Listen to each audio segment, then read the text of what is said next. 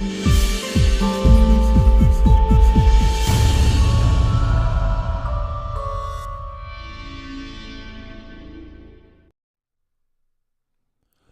is going on, PD peeps? Happy New Year. Glad to see you all have tuned in with me today to just, go ahead and celebrate this achievement, this milestone that we really reached together. I'm going to say that with all honesty because I couldn't have made it here without you guys, being part of everything that I do, tuning in to watch these tutorials, watch these live streams, just communicating with me, being part of the community. It all means the world to me.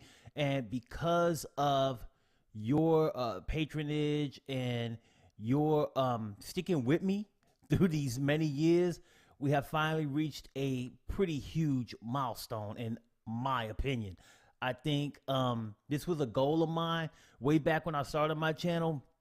I had no idea that the Creator Award would change how it looks. I had no idea that I would, truly be able to reach this goal. This is like one of the big milestones for me, not only because of, how many subscribers I have, but because of the fact that I've been able to touch so many people's lives and help so many people to be creative and help so many people to make their dreams come true and help people have fun and have a little bit of joy in their lives.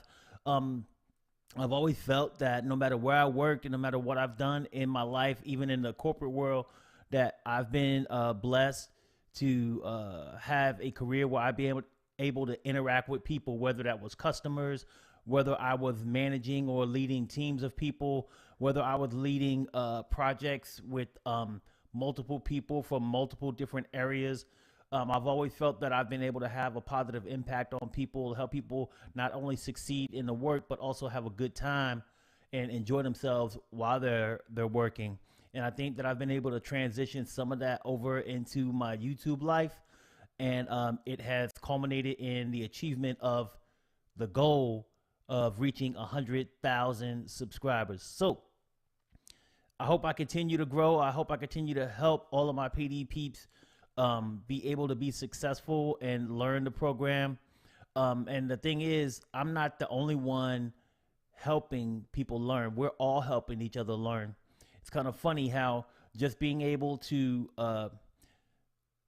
not only create the content, but also interact with people, answer their questions and things like that, it inspires other people to answer questions and help other people, and being present, checking on these videos, checking the comments, making sure that I see the things that are going on, the questions that people are asking. It inspires other people to help others too. So I know that many of you in this live stream and many people who may be watching this afterwards during the replay have responded to questions in the YouTube comments, have responded to multiple questions on my Facebook page, especially in the Facebook group. I have a Facebook group. It's a public group on Facebook called PowerDirector users. All of the people in that group are always helping each other out.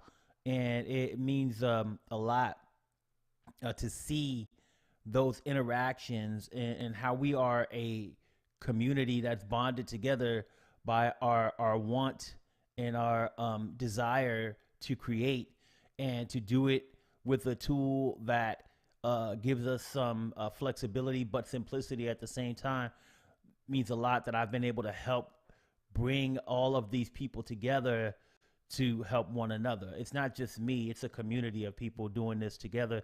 So I feel that the whole community of PowerDirector University has helped or been a big part in achieving this goal of 100,000 subscribers. So after all of that rambling and talking, let's get down to the nitty gritty. I know you all want to see this wonderful award, so let's go ahead and get it unboxed for you. All right, peeps. So, I got a few things here on the desktop, as you can see. Our wonderful box. Now, I had to cover up some information. You know, brother don't want everybody seeing all the things on my personal business. This is personal stuff. So I had to cover that up. So, I mean, if you guys want to try to see through all of it, be my guest. This is actually the box it came in. I was kind of surprised by that because, you know, I don't remember if it was UPS or FedEx that delivered it, but I was kind of surprised that it came in a box that said YouTube across the front like that, because I guess a lot of people don't know that you get creator awards. And talking to some of my friends at my 9-to-5 job, some of them knew, oh, wow, you got a, creator award. And some of them were like, what's that? So maybe it's just not a well-known commodity or, a well-known thing that they do this for creators. And maybe it's just not worth a lot to some people anyway. It's just a piece of plastic or metal, whatever it is. I'll see what it is made out of when I open it. But I was surprised that they delivered it in this box. I thought to myself, I'm like, man, somebody could have stole my stuff. These package thieves ain't no joke. I done seen them videos of the dude who makes the packages and makes, fart spray come out and all that stuff. I seen them. I know they out there stealing packages. I don't want nobody stealing my package, okay? And, my package is personal. It's a personal package. So let's go ahead and get this bad boy open. This is not a commercial for this brand, but, hey, anyway, I like this brand. Nice little weapon, little box cutter. So let's spin this around and get things done. Let me go ahead and open this up the best I can. Let me show you what I'm working with. All right. Got that done. Move this out the way. And let us open up this box in all of its glory. All right, so on top here, we got like a little felt thing to protect stuff. Let's go ahead and remove that felt. Oh, we got a letter. We got a letter. We got a letter. Let's see what this letter say. I'm going to read it. Y'all can look at the glorious trophy as I read this. It says, some 100,000 subscribers. Just how far have you come? If each of your subscribers were a light year, they could take you from one side of the Milky Way to the other. That's far. And it's why today we're so excited to celebrate your special YouTube journey with you. Not only have you brought a unique voice and style to the world, you've also created valuable connections and built a community along the way. In that spirit, YouTube is proud to present you with the Silver Creator Award, which celebrates your hard work and incredible achievement. Congratulations on this amazing milestone, just one of many that we hope will follow in the future. After all, there are countless others out there who have yet to discover your passion and dedication. Whether they come to your channel to learn something new or just for a laugh, a whole new audience is waiting for you to inspire them, just as your growing community continues to inspire you. We can't wait to see what you do next, and we'll be with you every step of the way. Yours sincerely, Susan Wojcicki. I don't know how to say her name, but she's the CEO of YouTube. Now, I know she didn't write this letter or nothing, but I mean, and this might be a form letter for all I know, but it made it feel like it was just for me. Like it was just for me. I love it. I love it. All right. So let's see here. It also has a little card in here. It says, congratulations on your subscriber milestone. It basically tells us that it was inspected and packaged with great care by Rick. Thank you, Rick. Appreciate the love, Rick. Thank you for all you do. All right. So here we go. Creator Award. Let's take the plastic off so maybe we can see a little bit of something. It's a little bit thicker than I thought it would be as I hold it in the hand. Let's see. Make sure you guys can see this. There it is. Presented to PowerDirector University for passing 100,000 subscribers. Booyah. All right. So we got that. We got some, of course, some silicone, whatever you call it.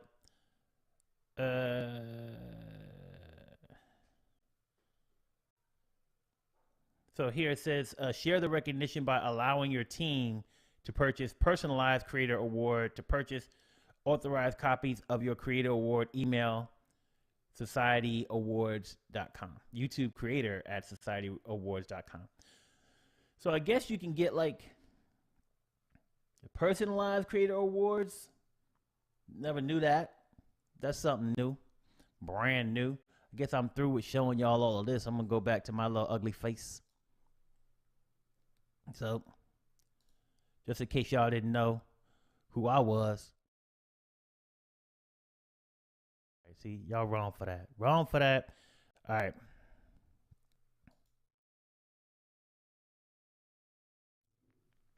Okay, lower thirds ain't working for some strange reason. But we got everything worked out. We got our creator award here. We got a place for it in the office where we're going to go ahead and, you know, just put it up and make sure that everybody can see it in all of its wondrous glory. So, I want to thank you guys for tuning in, checking out the live unboxing of the Creator Award. Now, you know how I do. I always go through the comments with you guys and see what you guys are talking about, see how the convo's going in the chat, see if I can respond to any of your comments. Now, I am not guaranteed to respond to your comment, so, you know, it is what it is. One thing I always want to remind people, I haven't been reminding people of this lately, but I'm going to start reminding people now. Do not spam the comments with the same comment over and over and over again. Doing that is not going to get me to respond to your comment. And it also just is aggravating to everybody else in the chat to see the same comment over and over and over again. And it is aggravating to me as well. So please do not spam the chat with the same comment over and over again. I might respond to your comment. I might not. That's life. It's how it goes. Can't get to everything. All right. Let's see what's crack-a-lacking. Man, I'll tell you what. All right. All right.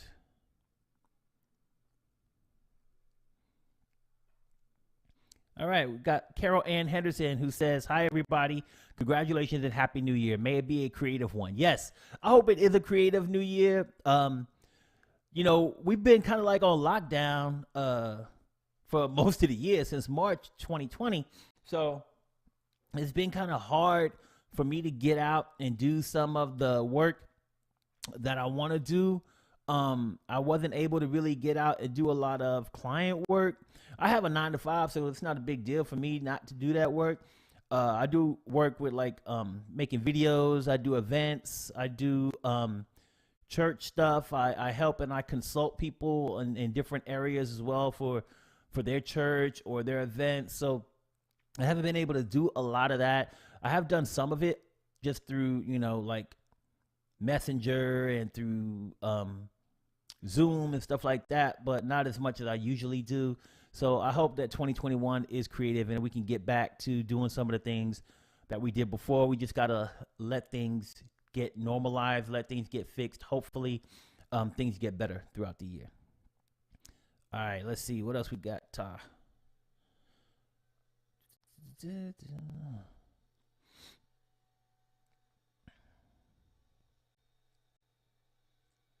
Let's see. So Neil Forbes, what's going on, Neil? How you doing, man? Are you familiar with PowerDirector News? I downloaded the most recent edition from September 2018. Looks like it fizzled out after edition number 11.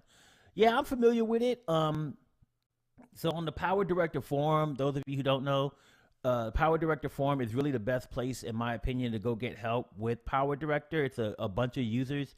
I like, well, PowerDirector forum, and in second place is PowerDirector users on Facebook. That's my page. But anyway, PowerDirector forum is one of the best places to get help with PowerDirector, and a group of individuals, or maybe just one or two individuals, used to have kind of like this monthly newsletter about things that were happening with PowerDirector, and they did it, only uploaded it to the PowerDirector forum. So you could go on there, you could download it. I think it was Word or Adobe Acrobat, one or the other, a PDF. And you could go ahead and download it and read it and find out information. It was really full of a lot of good information. But yeah, they stopped doing it. I don't know why. I have no idea. we could easily just reach out on the PowerDirector forum and ask someone why. But I would assume that it's probably time. People, dedicate a lot of time. That doing something like that takes a lot of time and resources, and maybe they were at a place where they couldn't do it. Unfortunately, on the PowerDirector forum, I have known multiple people who are no longer with us that used to contribute a lot of things to that forum, and time. I mean, nobody beats Father Time. I mean, so I don't know what happened with that. I haven't heard anything like that. But I know that contributes to why things sometimes end. Either it's time, resources, or maybe that person just isn't with us anymore. So I don't know what the reason is, but yeah, it's not there anymore. Let's see.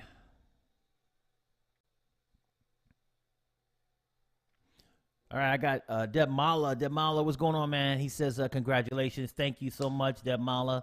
Appreciate you. Let's see.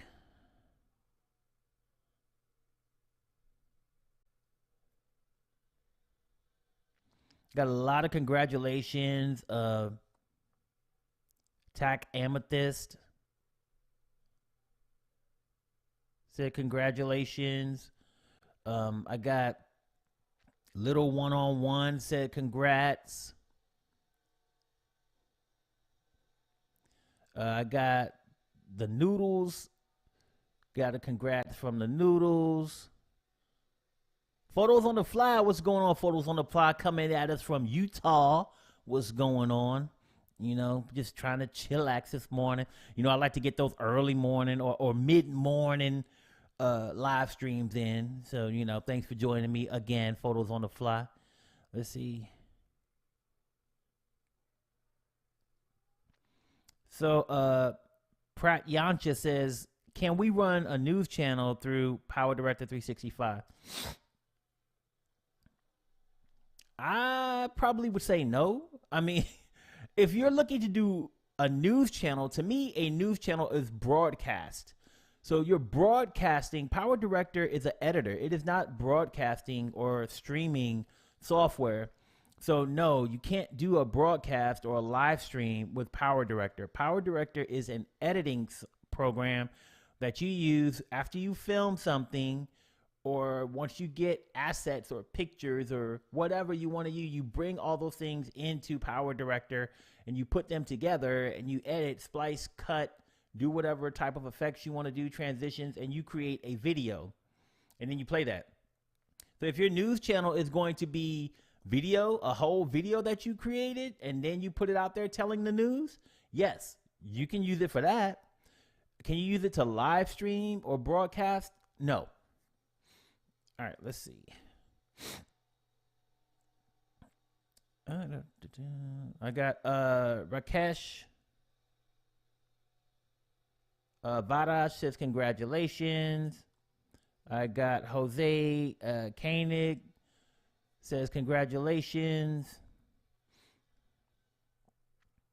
Photos on the Fly said you made my life fun. Oh wow, I'm glad I made your life better. That's a big statement. Yeah, now I got a lot to live up to. I ain't never had an impact like that on people, but I appreciate the fact that I helped make your life fun. I mean, trying to make it fun, trying to help you guys learn. So thank you. I appreciate knowing that.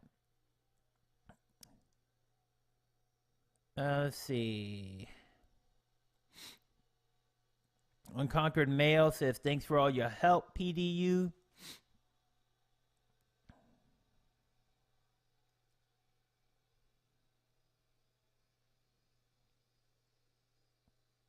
Neil Forbes says he started looking at your tutorials via Cyberlink forum, then was able to access you through YouTube. Yeah, so that's cool.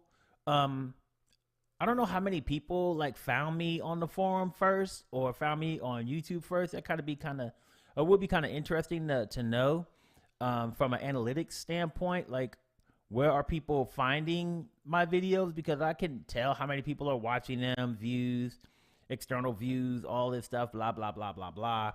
I could tell, like, search and external, but I don't know where they first found my channel. That would be kind of interesting to know more about. Manas Priya says, congratulations.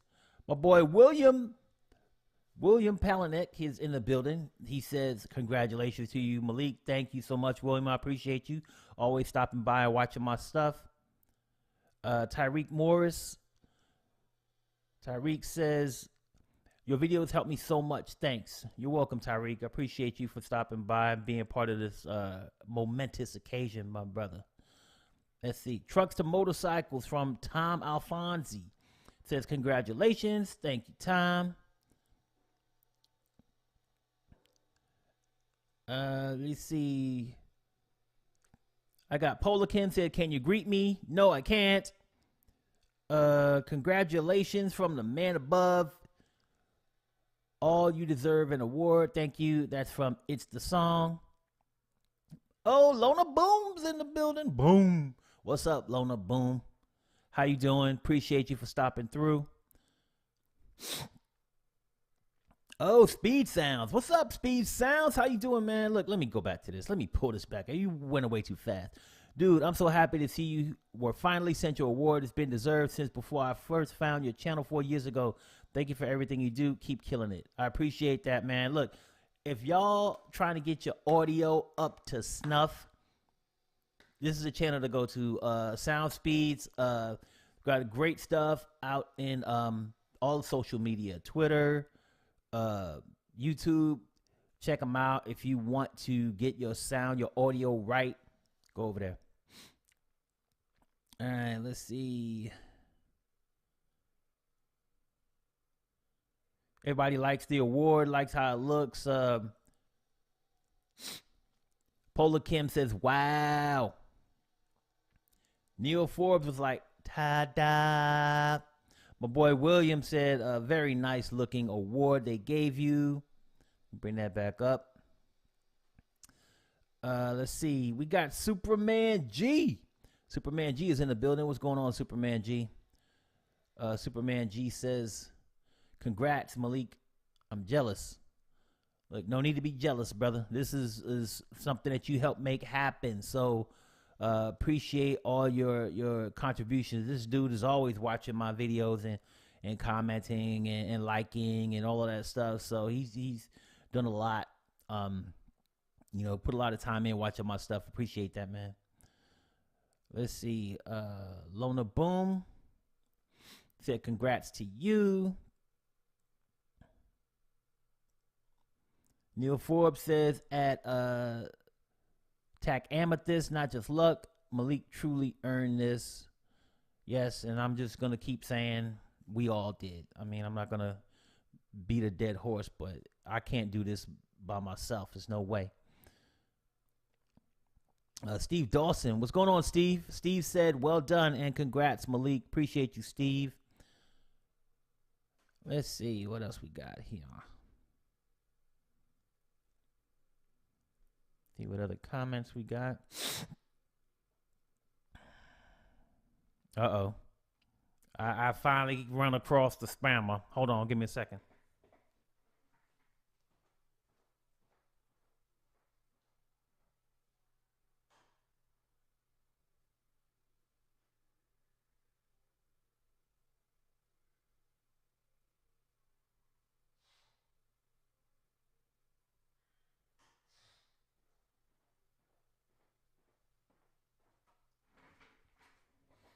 Okay, I'm back. I had to just collect myself, okay, before I go off on somebody up in here. I just hate spam. I already said before I started answering comments not to spam, but no, we got a spammer, and spammer, I'm not gonna answer you. So just know this. I don't do that. I don't get down like that. Let's see who we got next.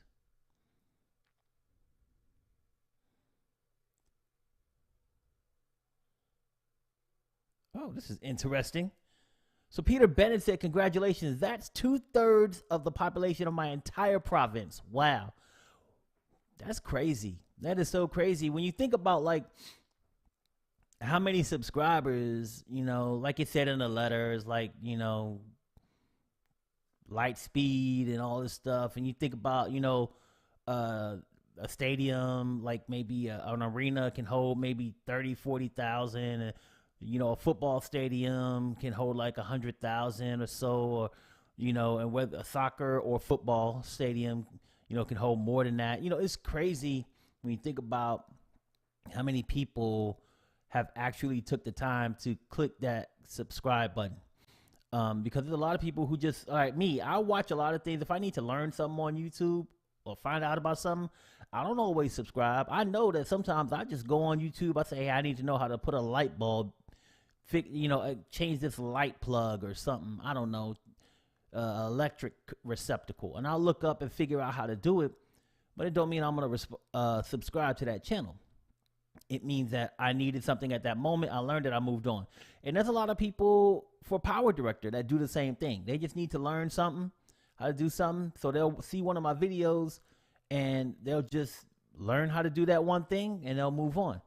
But at the end of the day, it's great to know that I've been able to do something to inspire someone to watch more of my content. It's been great to know that I've been able to inspire someone to click on that subscribe button, right? So it's great to know that even though I've probably had millions of people watch my videos, I've been able to inspire 100,000 people to actually say, hey, I want more of you. I want to know when you put stuff out. I want to know when, you know, you're going live or whatever the case may be. So that's cool stuff, man. Let's see. I got my boy Kevin Hall. What's going on, Kevin, man? He says, congrats from the viewers in Australia, Malik. Well done. Thank you, Kevin. Appreciate that, man. Doug, what's going on, Doug? Doug Allen says, I think your subscriber count should be at least equal to the number of people who own PowerDirector. No one provides the quality information that you do. Even PD itself, you make the program more valuable. Thank you, Doug. I truly appreciate your sentiment. Wish I could make that happen. You know, it's hard to get people to be engaged in the content, and then it's just as hard to get them, like I said a minute ago, to subscribe, because sometimes it's just thinking in the moment of what they need, and they're not thinking about the benefit of getting the normal interaction and learning, and how much deeper their education and their creative juices might be able to percolate and grow if they have the normal interaction. And just like with anything else, practice makes perfect. And seeing, you know, the tutorials over and over again, and being able to interact with other people who are like-minded, those things help you to improve your craft. So I agree. I think that I should have more subscribers than I have, but it's hard. I mean, it's not easy to get subscribers in this YouTube thing. A lot of you guys know that. It is not easy. The competition is high. You know, it's just something that takes a lot of work, a lot more work than some people think. Believe me, it takes a lot of work. And even if you do deliver value, you have to get someone to do something without being able to actually make them do it. You have to inspire someone to want more of you. So that's the hard part, especially when we're so busy in our lives doing so many different things. Let's see.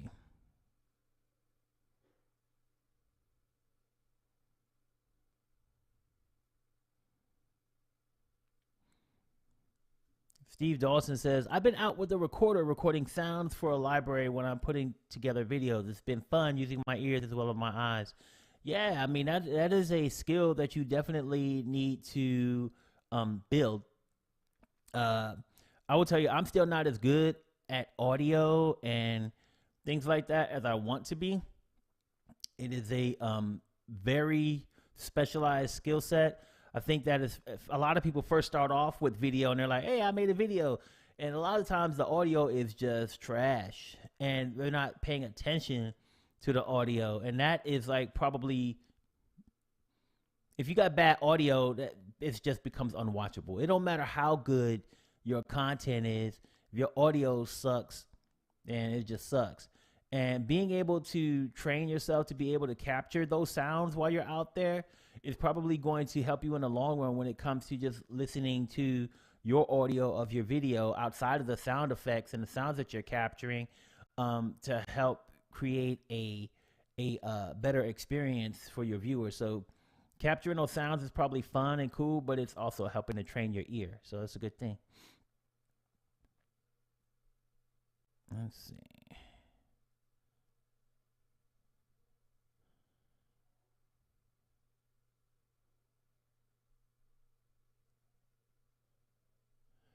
Neil says, I got kicked out of the PowerDirector forum in March 2017 for daring to criticize Cyberlink's customer service.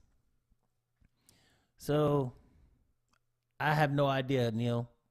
I can't tell you about that. I wasn't part of that. I don't know what happened. I know you've told me a little bit about it before, but I will tell you my perspective of the forum. I know that you have your own perspective, and that's just what it is, perspective, right? It's just different from a different point of view and a different experience. We all have different perspectives based on our experience, our point of view, a whole plethora of things. But for me, the PowerDirector forum is run by, let's say, I can't even think right now, users, people who volunteer their time to run the forum. It's not run or owned by Cyberlink. So now, are there people from Cyberlink who jump in time to time? Sometimes they do. They come in and they might make a comment, this, that, and the other, but they can't determine who gets kicked on or kicked off. So Cyberlink has nothing to do with that. And this is, like I said, my own perspective. I don't know what happened because I didn't talk to Cyberlink about it. I don't know what the heck happened. But from my perspective, all I know is that the forum is run by users, like people like myself who volunteer their time to run the forum. And I have seen many comments on there, and I still do see comments on there where people criticize Cyberlink. They don't get kicked off just for criticizing Cyberlink's customer service. I've seen a bunch of things on there. They hate Cyberlink's customer service. They suck. They take too long. I see people criticizing their customer service every day on the forum. So I truly doubt that was the reason. Now, Neil, I will be totally honest with you. I've interacted with you a lot of times, and I'm a very forgiving person, but you're very opinionated. And I can understand how maybe you might have said something that made a user mad, or might have offended one of the moderators, or might have offended a person who helps run the program. That stuff's not accepted on that forum. If you go in on them, they will kick you out. And that's just the truth. I've never seen them having a problem with saying something about Cyberlink, but I have seen them kick people out for disrespecting other people in the forum. That I can see happening. But like I said, that's just my perspective. You probably have a whole different perspective and a different story because I was not part of that. I don't know what the heck happened. I'm going to move on. Let's see.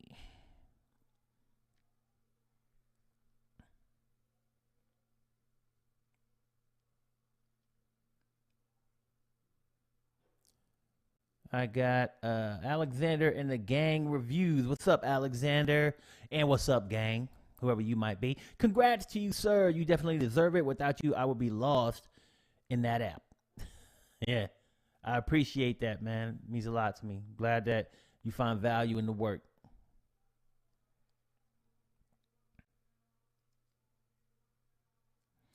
Let's see.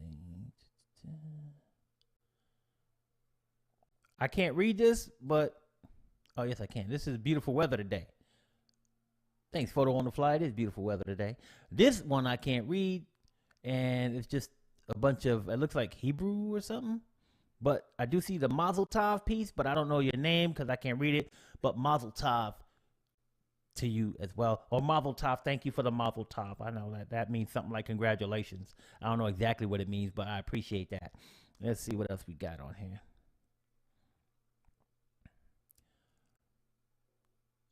Let's see. I guess, hold on, people. Let me get rid of this dude. Bye, spam boy. Kick him out of here real quick. Appreciate you guys for waiting as I do this.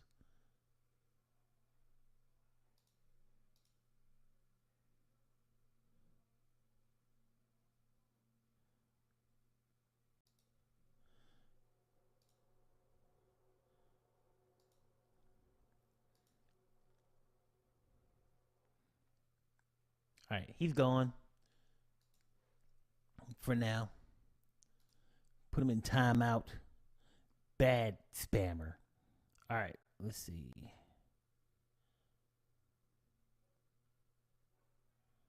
Dun, dun, dun, dun, dun, dun.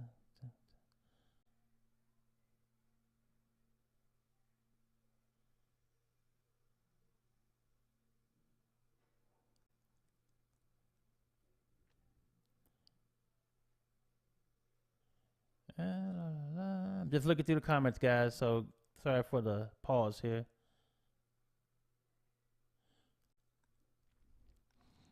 We got Wardell Junius who says, love your video series, man. Thank you so much. You're welcome, Wardell. So I got some video series out there. The last time I made a video series was like for PowerDirector 16, and it kind of just broke down like work stream or workflow. And what I'm gonna do probably pretty soon is do an end-to-end video of my workflow. Just, you know, one continuous video. It's going over like what the main steps are to creating better videos. So hopefully you guys enjoy that. I'll be doing that pretty soon. Let's see.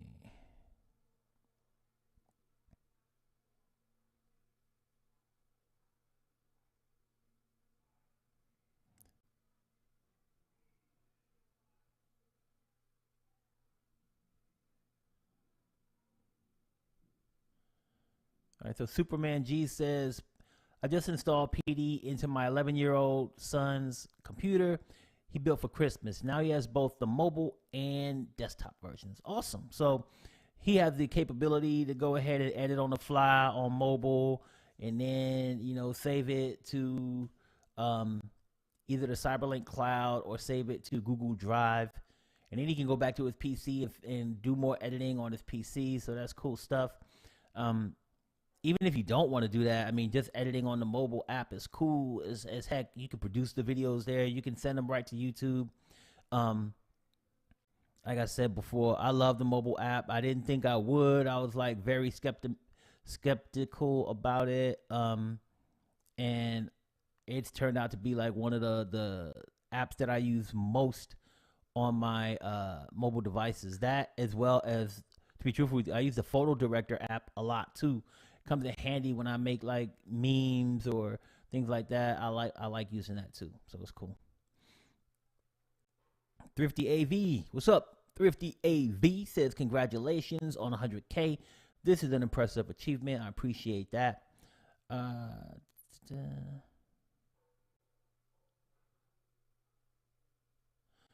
got Diener in the building. Says, thanks for your tutorials. I've been using PD since 2014 and didn't know how amazing it could really be until I discovered this channel. Thank you, Diener. I appreciate that, man. It means a lot to me. I think some of the stuff that's real funny about editing is until you really get into it and you start really flexing your editing muscle, and you really start thinking through, hey, how can I achieve this or how can I achieve that? I think that a lot of people think that they need a different program to do different levels of editing, and that's BS. It's just like when people say there's a best camera out there. There's no best camera.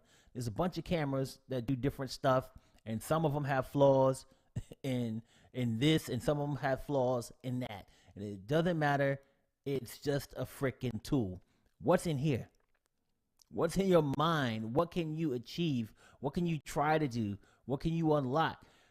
You don't need to go spend $100 a month on something to make a video. Like I said in one of the other live streams, if somebody like says they have to have this file format and PowerDirector doesn't have it, that's probably the only reason why you need to go use something else.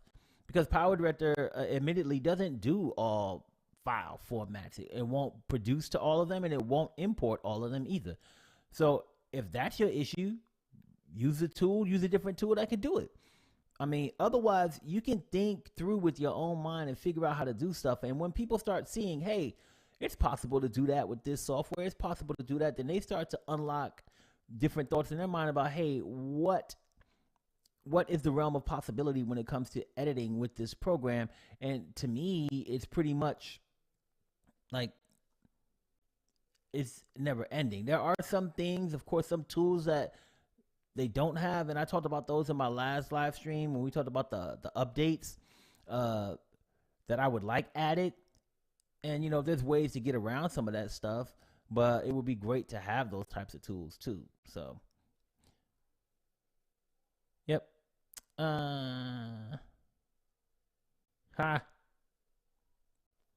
Neil said, I know I'm opinionated, but I call it telling truth to power.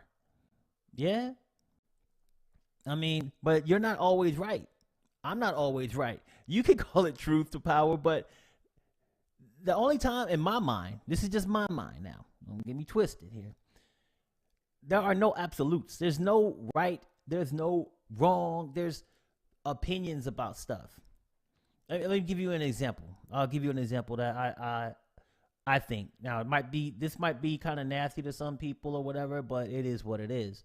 If you don't like hearing what I'm going to say, there's not going to be any curse words or anything like that, because you guys know how I get down. But I'm going to give you my opinion. Some countries, it's okay to, let's say, eat a dog or eat a monkey brain.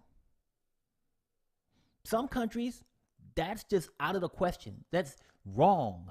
That's not going to happen. It's evil. It's whatever. It's all about perspective. It is all about, there is no right and no wrong, whether eating a dog is the right thing to do or not. I have a dog. I would never eat my dog.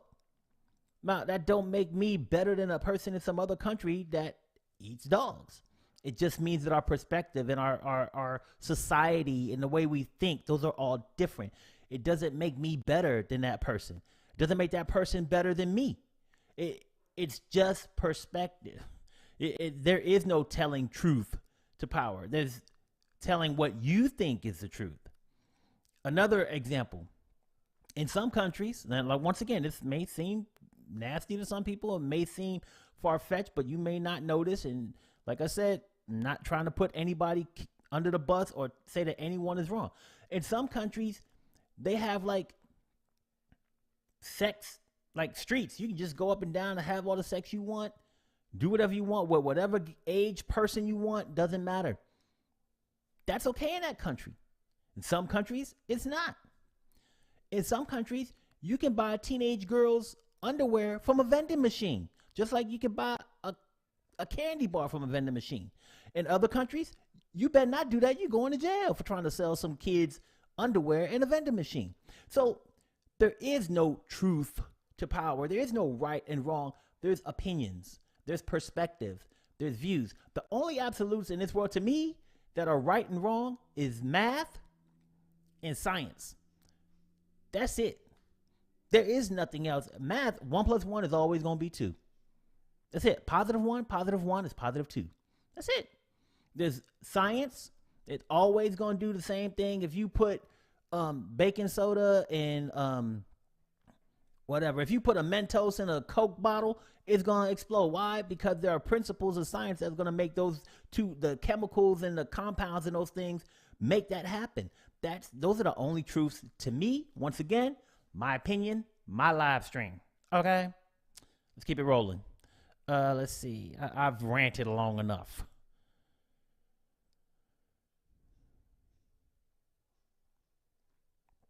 I got little one-on-one, says Malik. I use PD to edit my drone videos and make the flow work just nicely. Thank you for your work. Still using PD 18, still a powerhouse, better than Adobe to me.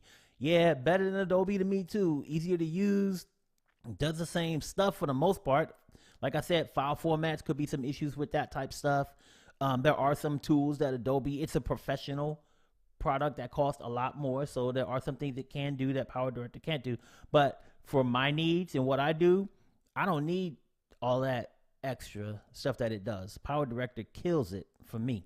And I see it kills it for you. So thanks, little one-on-one.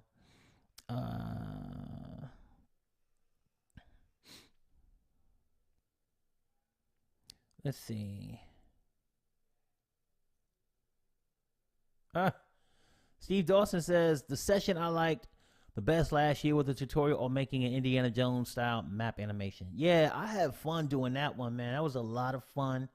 It's a lot of work, but like I said, some things are just going to take more work to do because, you know, you have to think through, how can I get this done? And what are the steps to make it happen? How can I make it look good? That video used multiple tools to get it done. And what I mean by tools, I mean like it used PowerDirector, and I think I also used paint.net or getpaint.net, the photo application for that.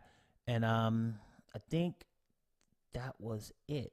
Might be wrong, but I think those were the only tools I used for that. And it came out really nice. I think that like I said, just kind of looking through the available tools and available resources and seeing what can be done really helps you create nice effects with PowerDirector, and it gets the juices flowing. One thing I like to hear like about videos like that is I'll hear people say, and not hear people say, but I will look in the comments and people are like, wow, I didn't think of this piece, or that piece taught me that I could do this, or hey, I found out about this shortcut through this video, or hey, I didn't know I could do that. Not even the whole tutorial, just pieces of the tutorial that people point out and they're like, wow, I didn't know that I could do that, or I could do this or whatever. So to me, when I tell people to subscribe and they don't subscribe and they're just looking for one little thing, watching each video that I do could teach you something new that you didn't know. It could teach you about how to go to a certain area and find something out. It could teach you how to use a different tool. It could teach you about a shortcut. It could teach you all types of stuff. So it's cool to me when you subscribe to a channel and you pick up tidbits of information or tips and tricks that you didn't even think you were going to pick up watching these videos. So that's why it's also important to me to watch the whole video from end to end, because you never know what little gem you're going to get throughout the video. Thanks for that, Steve.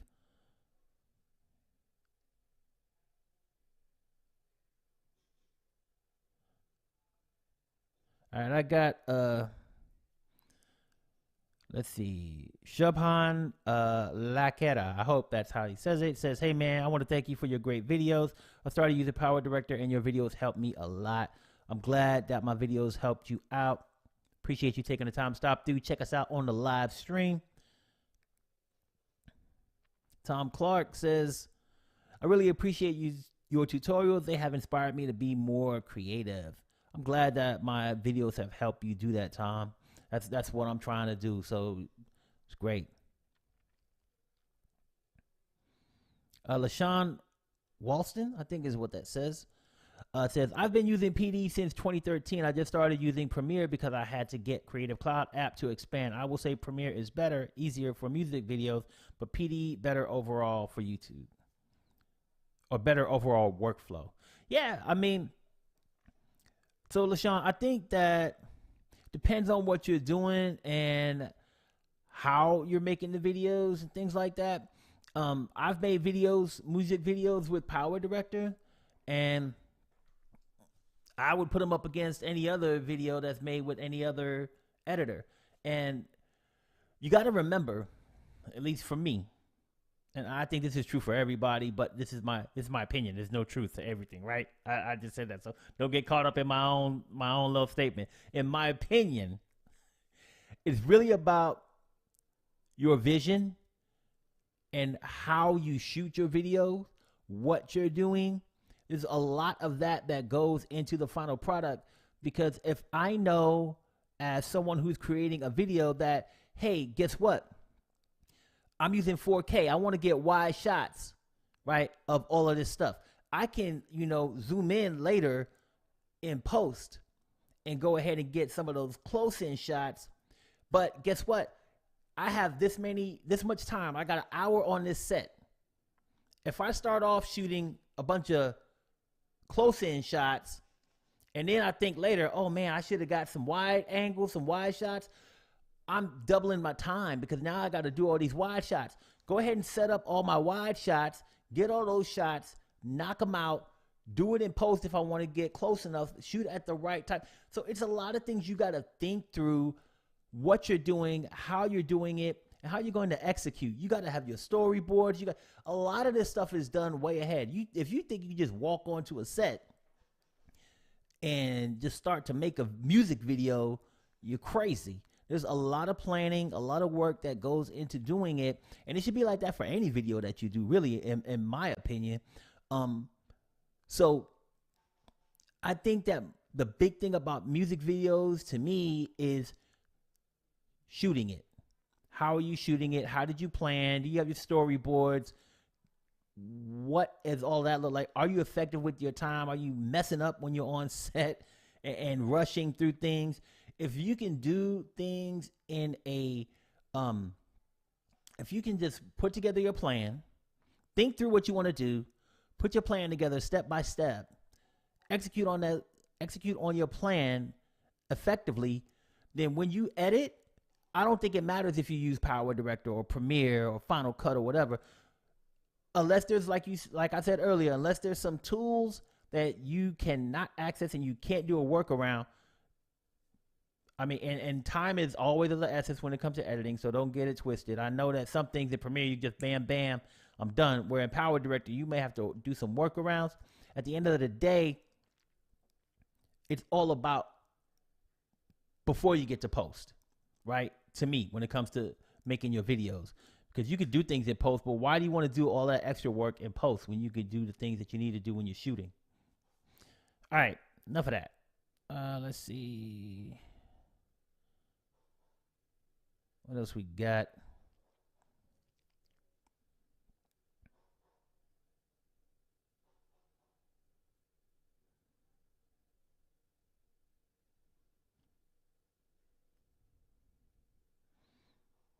So Lona Boom says, I missed some questions starting at Jesse Marfill.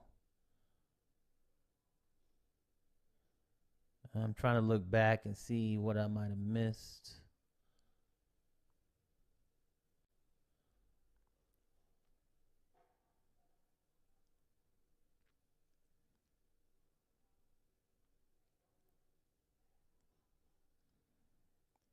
Once again, appreciate you guys. Sorry about the delay. All right, let's see what we got here. Jesse Marfill, congratulations. I purchased the Cyberlink PowerDirector Suite 365, but until now, I'm having a hard time learning how to use it. I want to use it for music. And are there any resources to learn fast enough? I don't know what fast enough is, Jesse.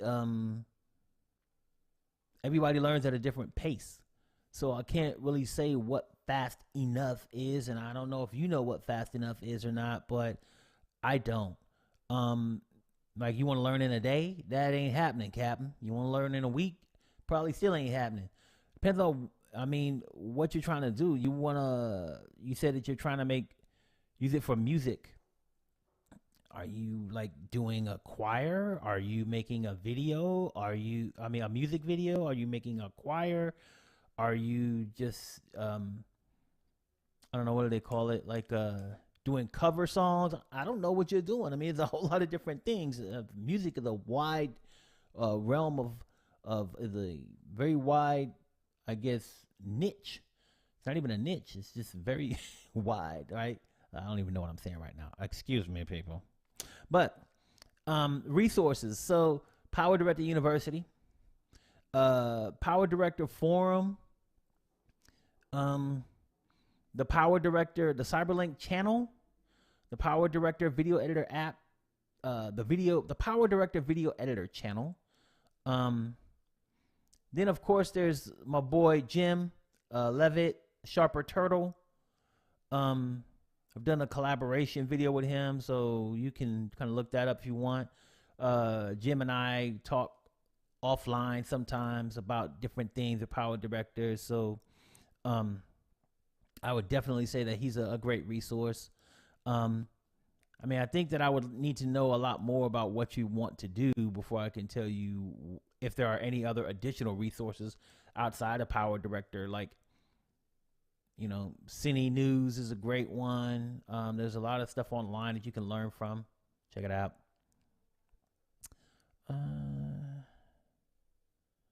Let's see.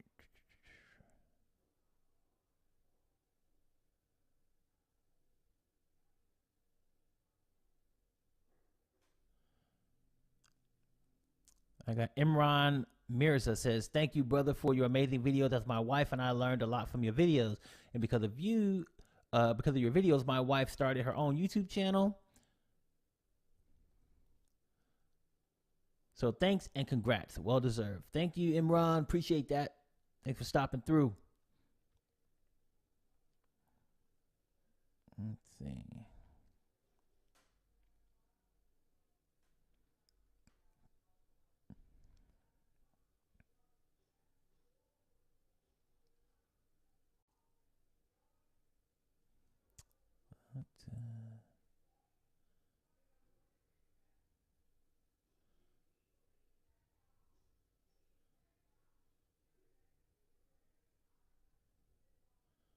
Still looking for other comments here. Give me a few seconds. Please bear with me.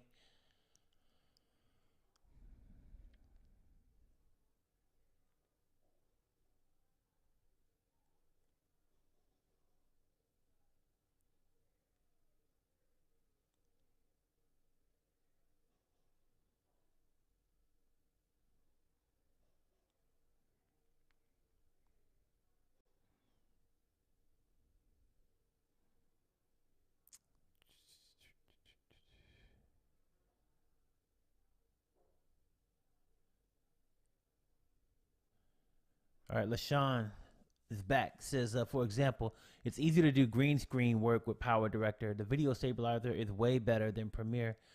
It's a one-time buy with minimal requirements. Premiere is better when doing manual effects. Yeah, I think I would agree with that wholeheartedly. Like, one of the things that I know Premiere is way better at, motion tracking. It's an automated effect, but it's still better with Premiere. Even doing it manually would be better with Premiere. So I agree with that. I think that you got that pretty much locked down.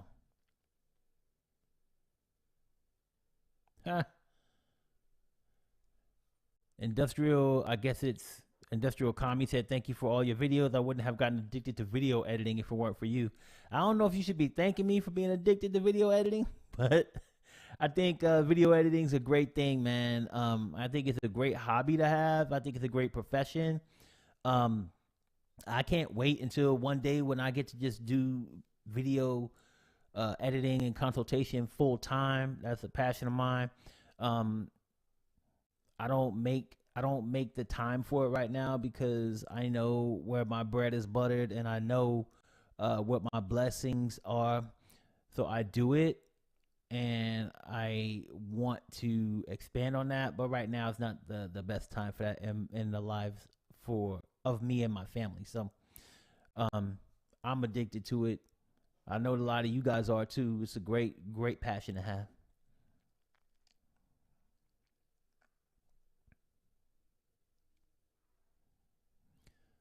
I got Tom Zebra in the house. What's up, Tom? He said, so happy to catch you live. You are my go-to guy anytime I have questions about PowerDirector. Let's make it happen. Yes, sir. Let's make it happen. The old catchphrase coming back to bite you in the rear. I got Beardy Vlogger said he just wanted to pop in and say congrats. Appreciate you, Beardy Vlogger. Always stopping through and checking out my stuff.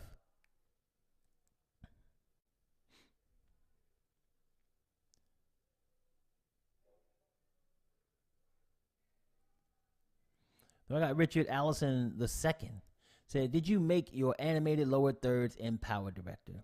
So no, I did not make my animated lower thirds in PowerDirector. So the custom animated lower thirds that I had, I made years ago, as you can probably tell because my channel is pretty old now.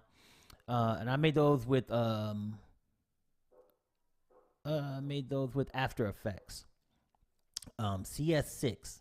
So I still have After Effects CS6, if I could say it, get the words out of my mouth, on my computer. So if I need to go back to it and make any types of assets and save them as like a MOV or save them as an MP4 or whatever, so that I can bring them into PowerDirector as video files and use them, I still can do that if I need to.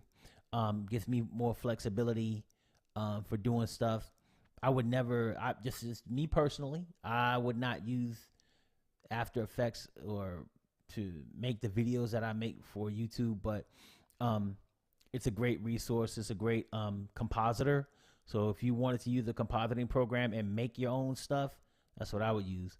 PowerDirector does have a lot of great presets for lower thirds now, much better than they used to have. The quality of their lower thirds and stuff before used to be garbage, but I think that they have a lot of great assets now.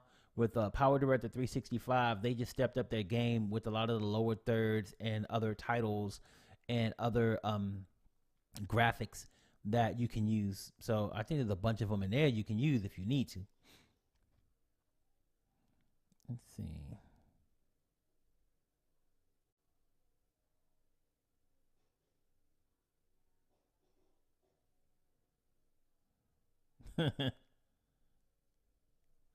Neil's so funny, man. This guy cracks me up. He said, after admitting to being opinionated, and you confirmed it, people have said far worse than me, and their comments are let stand. Exactly. I don't know, brother. I don't know why. There's a bunch of worse comments. I mean, then people talk about their customer service all the time, and they're mean. they're mad. So I don't know, man. I don't know. I see you on here. You said the moderator and admin are hypocritical. They might be. I don't know, brother. Let's see. Jesus Hernandez. What's up, Jesus? He says, thank you so much for all your tutorials. Been using it now for 2 years.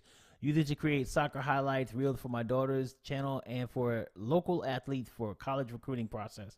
Yeah, or purposes. I'm sorry, college recruiting purposes. Yeah, I mean, a lot of people are using this program for stuff like that. I've over the years had a lot of questions about, how to like highlight people in, different clips for like sports and action, how to shoot high speed like action type videos, and as far as from a camera standpoint, frame rates and stuff like that, resolution, shutter, all of that stuff.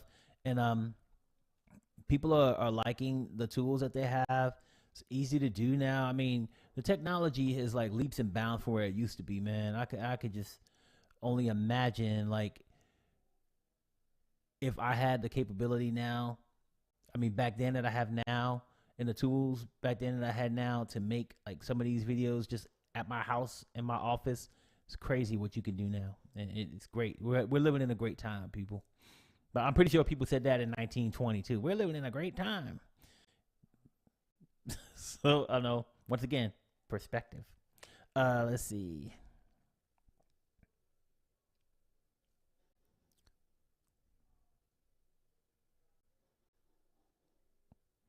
Let's see.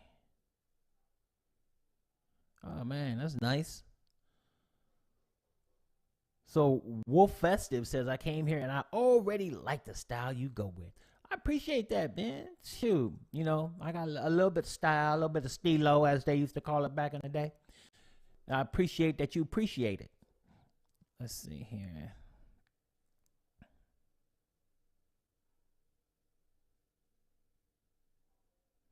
Wow, that's impressive. So Soundspeed says, I don't know if you recognize my name or channel, but 4 years ago when I started my YouTube channel, I was looking for a video editing software to use. you are why I went with PowerDirector. Man, I appreciate that. I appreciate that a lot. Like I said, I think anytime that I can inspire somebody to do something is great. And I talked about this a little bit in one of my other live streams, how people always, or not always, but people from time to time say, hey, are you working for PowerDirector or Cyberlink, or do they pay you, or they should be paying you, and this, that, and the other, and what are they doing for you, and da, da, da, da, da.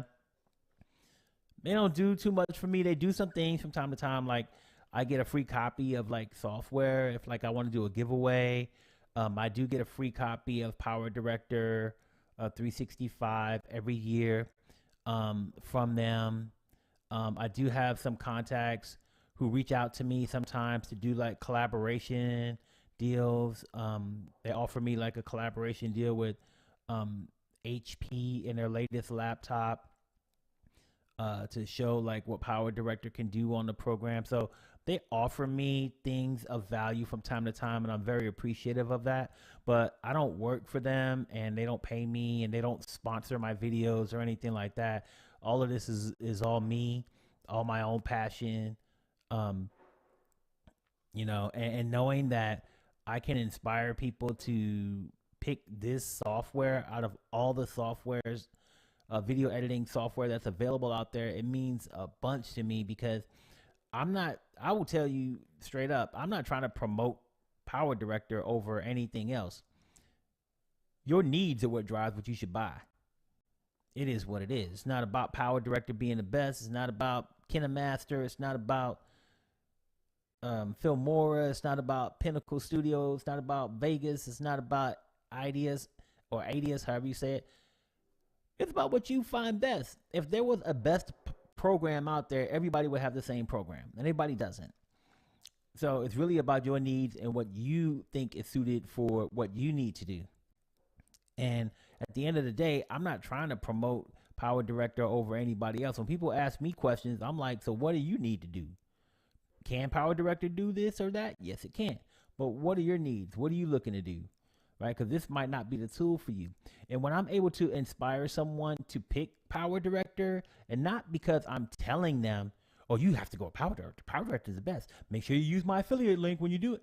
No, I'm not trying to do all of that. I'm just asking them what their needs are and letting them come to the decision that they want to make. And when my videos are able to inspire people to pick the program, that's great. I really think that that's an awesome thing, to be able to inspire people to see value in a product or service, just because you're showing them what it can do, not because you're trying to pretend or act like it's better than anything else in the world, because there is no product that's better than everything. Let's see.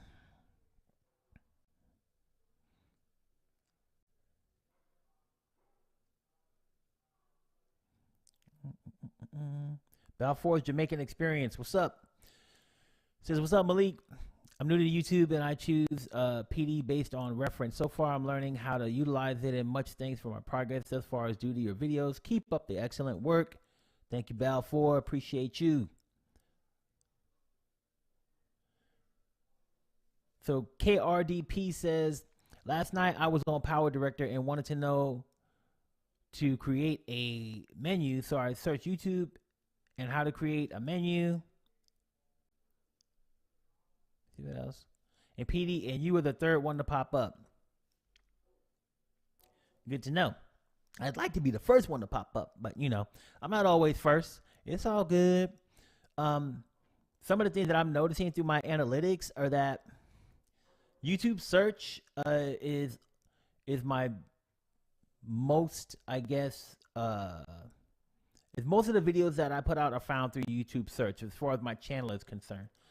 Then is external, and out of external, like Google search is the main culprit of that traffic. And I'm glad to know that over time, and based on you guys deciding to watch my tutorials and how long you watch them, those are some of the criteria that help to get you placed higher in search. I'm glad that my tutorials are helping people out and therefore they're getting pushed up higher in search, whether it's YouTube or Google. So great thing. I like it a lot. Let's see. Charmy Ann says, thank you for your amazing videos. They have taught me everything easily. Glad to know that, Charmy Ann. Appreciate you stopping through.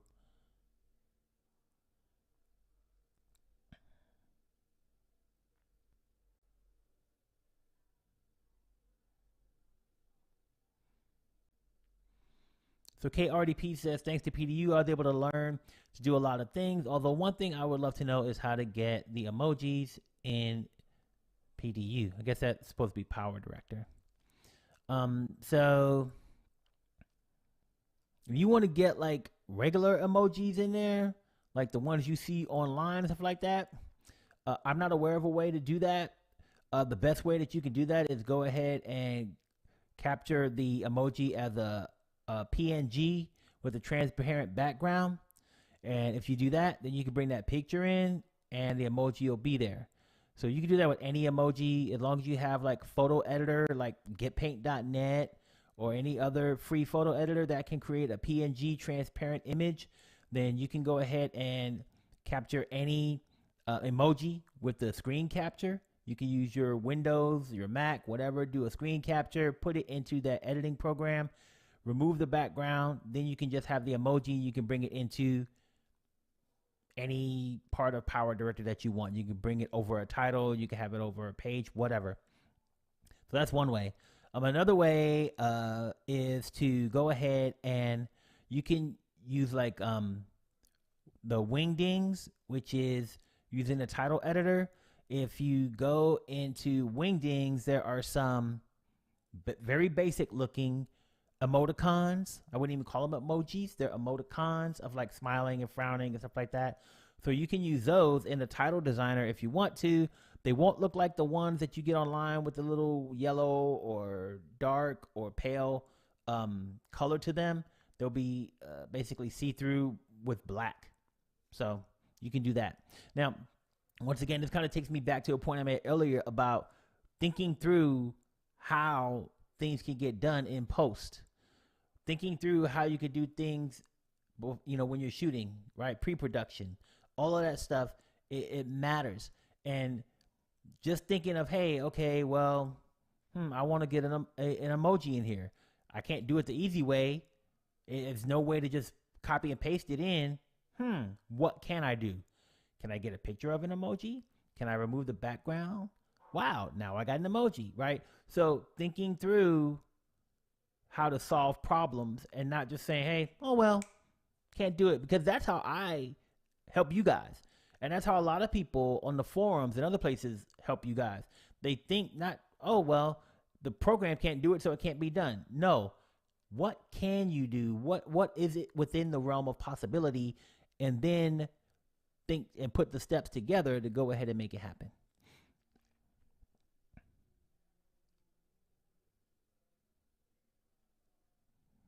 Let's see.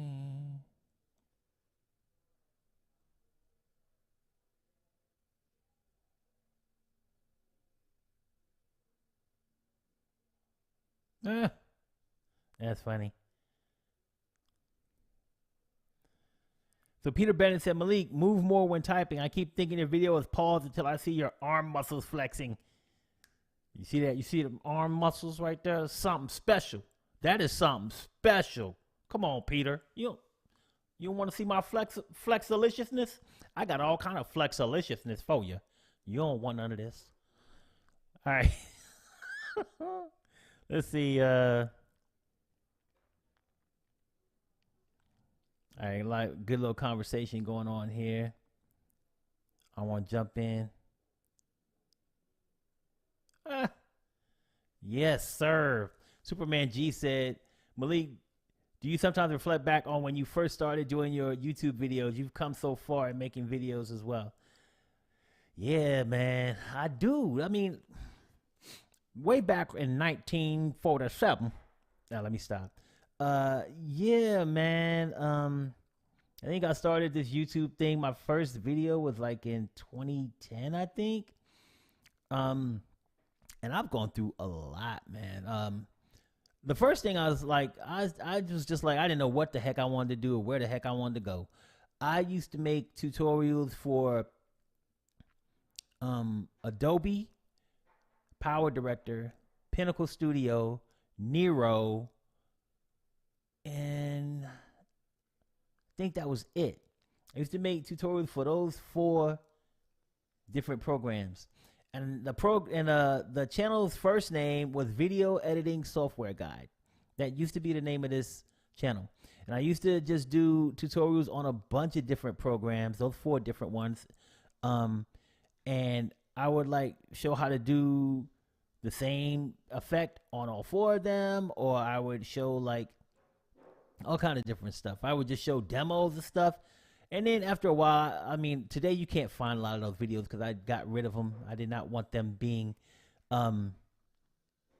seen in the annals of history. But I do have like my first few like tutorials that I made on this channel. And if you go back far enough, you'll be able to see like I made a clone tutorial with my son. I made a fire tutorial with my son and stuff like that. And the quality compared to today in my mind is just leaps and bounds different. I think I did a lot of planning in those videos, but I didn't take into account some of the things from a online perspective or how people online would want to view something, and they were nowhere near as dynamic. And back then things, you know, didn't have to be, because this was like 5 years after YouTube had started, I guess. I wish I would have got in on the ground floor, but you know, just different ways of doing things and different thoughts in my mind. And that's how this channel started. And then I decided to kind of just stick with 2 programs. So after I think a year or 2, I said, hey, I'm just going to make PowerDirector tutorials and I'm going to make Pinnacle Studio tutorials. So I have a channel out there called Pinnacle Studio Pro. It's still on YouTube. I just don't make videos for it anymore. And I used to make tutorials for each one of those channels, and I used to make like 1 a week for each channel. And I was doing that for a while. And then PowerDirector University got terminated. Bet some of y'all didn't know that. But the channel got terminated, and I had no freaking idea why it was terminated. So I was just making videos for Pinnacle Studio at that time. Now, PowerDirector was terminated, and I kept trying to dispute the channel termination, and it was asking for my email. And every time I put my email in, it would act like it would say, hey, this channel is still active. I'm like, no, it's not. What the heck is going on? And so finally, I ended up figuring out that you had to use some crazy mixed up channel. It wasn't even channel. It was a Gmail account that was connected to your YouTube channel that I had never even seen. Right. So when I used that as the email address, like 2 days later, it came back, oh, your channel's been reactivated. It should never been terminated. Sorry. That was like 6 months after my channel was terminated. So I was like, PowerDirector University was blowing up back then. Like really like getting a lot of subscribers, all kind of stuff, more than I've probably had at any time except for during the beginning of the pandemic. But I just started like really was about to blow up, and 6 months, boom, nothing. So all of my subscribers, I had a lot of subscribers leave because the channel was terminated. So I lost a bunch of subscribers. But then I made a video and was like, hey, I'm back. Here's what happened to me. Let's get it. Let's start making videos again. And the channel just kept growing, and it kept growing and growing and growing. I was like, all right, this is a good thing. So now I got PowerDirector and I got Pinnacle Studio. So then after that experience with the channel being terminated, I was like, look, people don't even know how to use YouTube correctly. And I never even knew that I had to do this and do that and do this to get my channel reinstated, I'm going to make a channel that helps people with YouTube. So I created another channel called Tips for the Tube. And I think that channel, I probably made videos for that channel for about a year. But that made me like, I had like 3 channels and I was like trying to juggle doing all these videos and stuff. And then I also had one more channel called Smart Home Tech. And I was really big into smart home stuff. I made some review videos and stuff like that. Those channels are still out there. Like I said, I just don't make tutorials for them anymore. And then I had those 4 channels at once, and I was like, yo, this is just too much. I'm going to stop making videos for these channels. So at that point, I think I just had PowerDirector University and Pinnacle Studio Pro was the name of the other channel. And then after a while, I ended up like just not being able to kind of manage those 2 channels. There was a lot going on. Not only was I making videos, but I was doing the same thing for Pinnacle Studio that I do for PowerDirector, answering questions, helping out on the forums, doing all kind of stuff outside of YouTube to help people. And it just became too much. So I was like, look, I'm going to just stick with either Pinnacle or PowerDirector. And my decision was to stick with PowerDirector because although some of you may feel like, hey, sometimes PowerDirector is jacked up and it's messing up and stuff like that, I just felt like PowerDirector was more stable for me. And I also felt like PowerDirector is a lot faster. And I felt like the people at PowerDirector were much more responsive and helpful than the people at Pinnacle Studio, or Corel, who owns Pinnacle Studio. So I ended up stopping making the Pinnacle Studio tutorials altogether. And I just said, hey, I'm just going to do PowerDirector tutorials. And then the mobile app came out and I decided to make mobile tutorials, but I had the mobile and the PC tutorials on the same channel. I got feedback from a lot of people that, hey, they were confused about the 2, blah, blah, blah, blah. So now I do have 2 channels, but they're both for PowerDirector. One is PowerDirector University, which focuses on the PC. And then I have PDU Mobile, which focuses on the mobile app. So, yeah, it's been a long road. And when I look at those old videos and stuff, sometimes I cringe. But I know that I learned a lot by making those videos, and I've come a long way because of not only my learning, but also listening to you guys and what you had to say, and taking into account, you know, what you felt was important, and putting those things into perspective and seeing if a large group of people find those same things important and then acting on them. Let's see.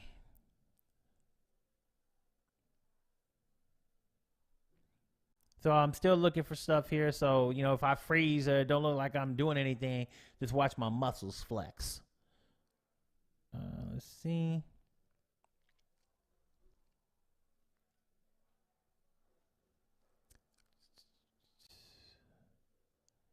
I got a lot of good discussion going on. I'm still moving forward, still not frozen, still talking, people. Let's see.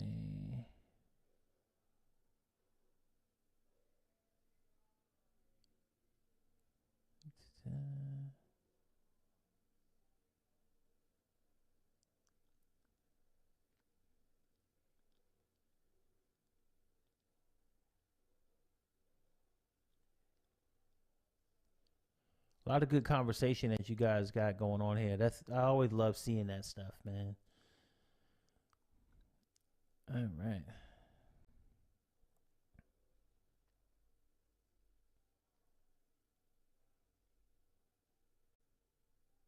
Mm-mm-mm.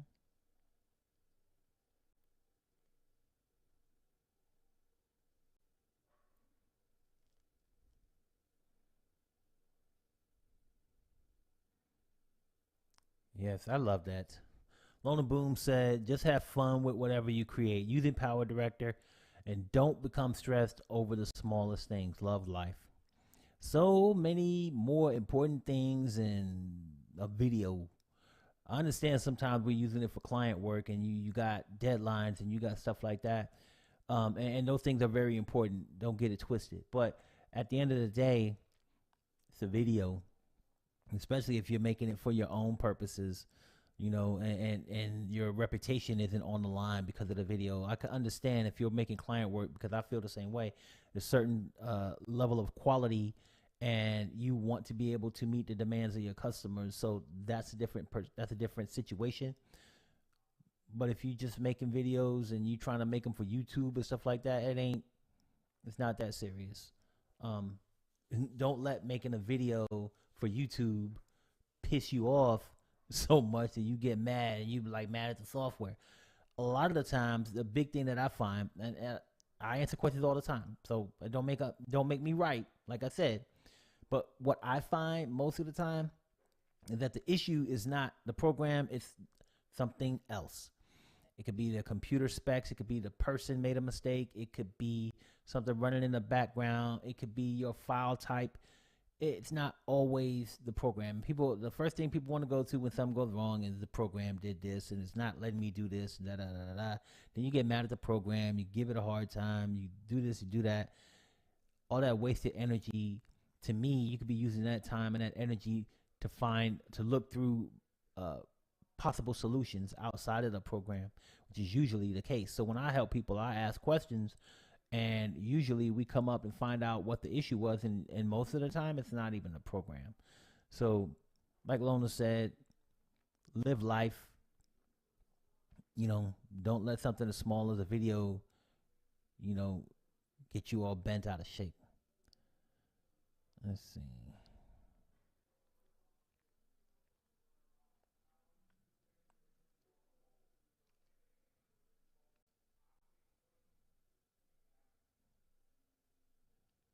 Oh, really?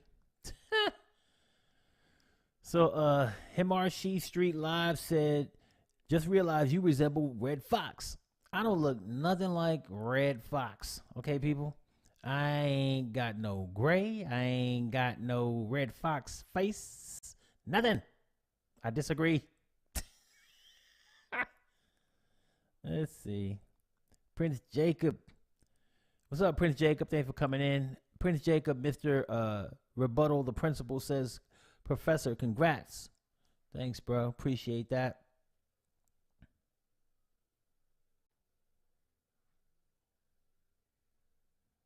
Let's see. What's going on, Dietrich? Dietrich Williams, retailer, said, I bought a new desktop PC and it cut down my editing time drastically. The program works if you work it. Exactly. Yeah, Lona Boone, like, no, he don't. I don't look like no Red Fox. Thank you, Lona. You just made me, like, I was going to go down a path with Dietrich's comment, but you just, no, he don't. That's right. I do not look like no Red Fox. You got it twisted. I don't even know what kind of lens you looking through. Yeah, I hear that one all the time, bro. Okay? Yes, Dietrich. I hear that one, like, all the time. Like, I'm going to let that one go. The Red Fox thing, nah, I ain't letting that go. The Mike Tyson one, okay, I hear that enough to just, I will give you some, I guess I will give you some credence with that one, but nah, not with the other one. Let's see. But what you did say before about the program works if you work it, yes, it does work. I mean, nobody puts out a program to not work. And the thing that we don't do as people, it's kind of funny, man. The thing things that we don't do is we don't do our research to ensure that we have the most I guess user-friendly experience when we're using things. We just buy stuff. We don't find out about it. We don't see what it's gonna work with. We don't see what it won't work. We just buy stuff. And we expect that we bought it, so it's gonna work on everything. Like, to me, here's the thing. You buy PowerDirector, but you bought a new version of PowerDirector, and you got a computer from 2010. Ain't nothing wrong with having a computer from 2010. if it works. But if you look up the system requirements for PowerDirector and your 10-year-old PC doesn't meet those system requirements, you probably going to have a hard time with the program, right? And for me, it's like if your system requirements don't exceed, or if your system doesn't exceed the system requirements for PowerDirector, because I would never just buy a PC that has the exact same requirements as the minimum, because they're called minimum system requirements. So that's the minimum system requirements you need to run the program. If you try to do anything with 4K, or you try to do something with putting a lot of effects, your computer ain't gonna work. It's gonna stop. It's gonna crash because you have the minimum requirements, right? Always exceed those. So to me, you gotta be sure that you're doing your research to make sure that this program works with this machine. If they don't work together well, you're not going to have a good user experience. That's like me saying, all right, I'm going to buy a, I don't know. Let's just say I'm going to buy the transmission for a Dodge Charger from 1968, but I have a 2020 Dodge Charger, so I want those to work together. They ain't gonna work together. You wouldn't even question that. You wouldn't even try to do that. You would just say, "Oh, that's not gonna work together." Well, why would a brand new program work with a PC that's pretty old, especially when you know that technology changes like that? Like, they got new chips coming out for Apple phones every 2 years. They got new Android systems coming out every few months. They got new graphics cards. Those the new graphic cards that they got right now are insane, right? New motherboard. They got all types of new processors coming out, new brands of processors. You can't just buy something nowadays without reading and understanding what it is that you're buying and making sure that it's going to work with whatever you have. Like Dietrich said, he bought a new computer and all of a sudden things are running smooth. And it has nothing to do with like the computer being new, probably. It probably just has to do with, well, now you exceed the system requirements for PowerDirector, so PowerDirector is going to flow. Right? I mean, a lot of people, I think in our last live stream, we talked about building your own PC. That to me is the way to go for me.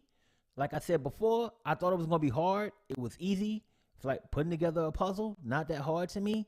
But if you can go ahead and buy the parts that help to upgrade your system to make it ready, you may not need to buy a whole computer. Maybe you just need more RAM. Maybe you just need a new video card. Maybe you just need a faster processor. You can replace pieces of your computer without buying a whole brand new one if you want to. If you think you want to try out putting it together yourself, it's not that hard to do. Let's see.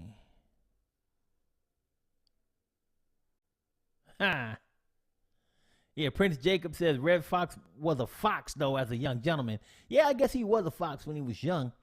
You know, I've seen some photos, little black and white photos of the brother. He looked pretty good. Let's see.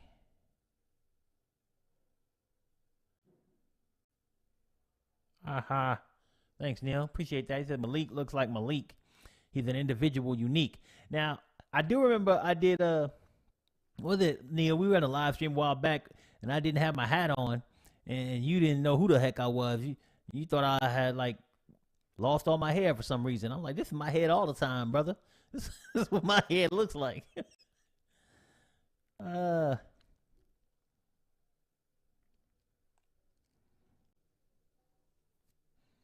Any recommendations for a GPU card? Cheap. Cheap? Nah. I'm like, no.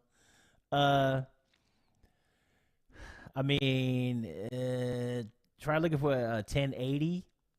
1080 you could probably get at a pretty good price now, and that's a good graphics processor. That's what I have right now, so you probably get it at a pretty good price, but I don't know what you call cheap. It's cheap 300, is it 100? I don't know. 1080 1080 GTX, good card. I have it right now. It works fine for me. I got it a few years ago when I built this computer. I have been looking at some new GPUs, but they just so expensive now. I'm not even like, I'm like, look, this one works just fine. It's not, doing any damage. It's working with 4K files incredibly well, along with the RAM. I have a lot of RAM on my system, so that's the thing that helps as well. I do all of my editing on a Scratch SSD, so that helps some. Maybe not as much as some people think, but it helps some. So at the end of the day, I have a good combination of things on my PC, which helps to helps the output, right, and helps me be able to create. So I don't know what you find to be cheap, but like I said, look at the 1080 GTX and see what kind of price you can get those for. It works for me. Let's see.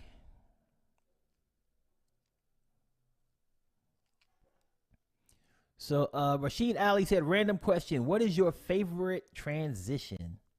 My favorite transition is fade. Just a basic fade. I just dissolve, fade. That's it. That's my favorite. Now, I don't really use those a lot anyway. I'm big on telling the story through like cuts, different types of cuts. When you watch a movie, when do you see them use a that's always my main argument. Like, when's the last movie you watched that you see them use a transition to go from one scene to another?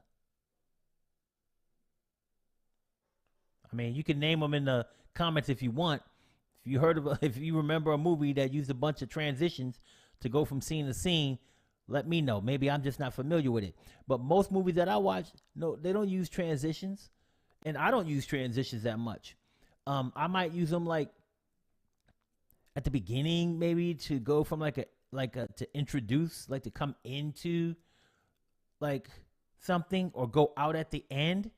But that's probably it. I hardly ever use them any other time, unless I have to use them as like a way to help fix something, right, that maybe I screwed up because of how I shot something. Otherwise, it's all about cuts, man. I try to be as cinematic and dynamic as possible, and that's what cuts do. Now, if you're making like a fast-paced like sports video or action video or something like that, I like, the geometric transitions and the new transitions that just came out for like rotate and zoom. But that's kind of like a niche situation for me. Like, maybe if somebody was like surfboarding or something and you want to show this one thing and then spin into another one, them doing something crazy, maybe something like that. But for the most part, like the type of stuff that I do, for the most part, I use cuts.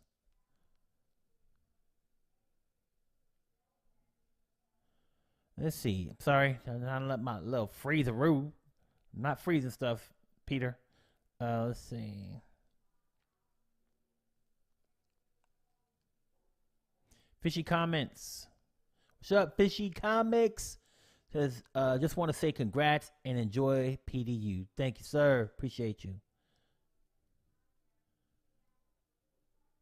Let's see.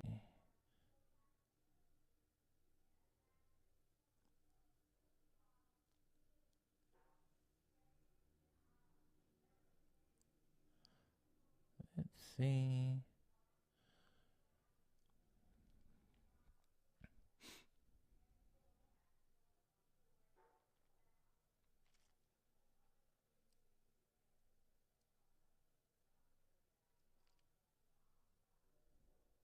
Yeah, it was a great comment by KRDP. Said, if anybody out there is genuinely struggling editing, whether it be to improve or first time doing edits, I recommend you sit down and spend 2 to 3 hours. Chances are you'll find something new editing. Yep. It's really, I mean, that's the big thing. The more you do, the more you're going to know, the better you're going to get. It's just like with anything else in life, right? Editing is about really understanding the capabilities, the possibilities, understanding the program that you're working with. And those things come with time, practice, usage, stuff like that. Just like anything else in life. The more you do, the better you're going to get. Practice makes perfect.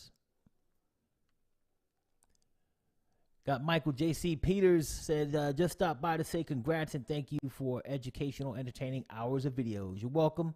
Appreciate you, Michael.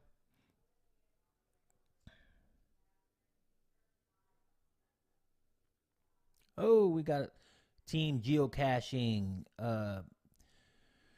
Team Search Geocaching Adventure says, dang, forgot about this. It's all good, man. Thank you for stopping in. I know you kind of you might have missed the unboxing of the beautifulness. Let me show you what the beautifulness looks like real quick. Give you some of this beautifulness you missed. Let's see. Yes, sir. It's kind of out of focus now, but you know, it's all gravy.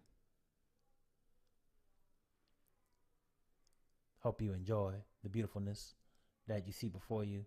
Like I was saying to everybody else, Team Geocaching Adventure, this is a collaborative award based on all the love that I got from all my peeps helping me to get here. It's all gravy. Let's see.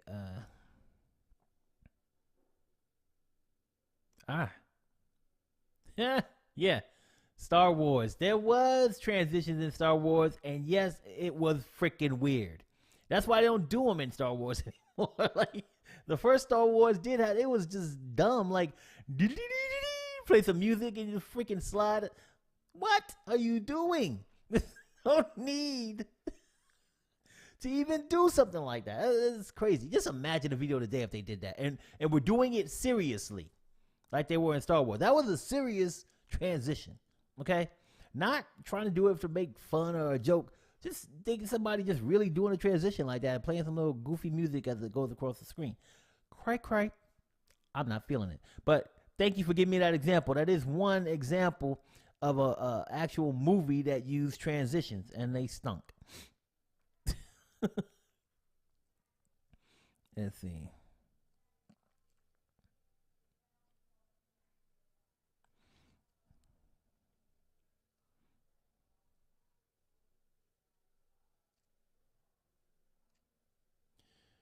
Can you talk more about cuts? So that's Prince Jacob, Mr. Rebuttal, the principal, asked me if I could say more about cuts. So yeah, I could. I'll just give you a quick breakdown, and then I'll point you in the direction of a resource. So cuts is just like doing splits. When you split clips, or you cut, you take out pieces of a clip, and you go ahead and make them suitable for what you're doing. So there's different types of cuts that you can make when you make videos. So there's a standard cut where you just say this one scene and you just put this video clip here and you put the next video clip here, and when this one ends, this one starts. That's a standard cut. It just jumps from scene to scene. Then you have all types of other cuts. J cuts and L cuts are used to change the time that the video shows up versus the time that the audio shows up. So it could be the video first, then the audio, or it could be the audio first, then the video. Depending on which one you do, you have an L cut or a J cut. You have cutting on action. So cutting on action is kind of like when somebody's doing something. Like if I'm throwing, like in the video that I did about it, you throw a punch and you cut, and it might be a different angle of the same guy throwing a punch, or of the other guy getting hit, or whatever. So that's cutting on the action. So you make a cut while something is happening. There's cutting to create mood and emotion. There's all types of different things, man. But the resource, I have a video out there. It's called, I think it's called 6 Cuts Every Video Editor Needs to Know. So if you want to learn more about cuts, check that out. 6 Cuts Every Video Editor Needs to Know. Let's see. You're welcome, Peter. I will not freeze. I'm trying to keep that movement going so you can. You know I'm not frozen yet. Let's keep it going. All right. Let's see.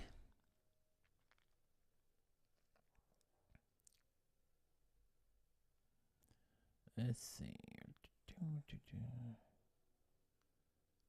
Huh?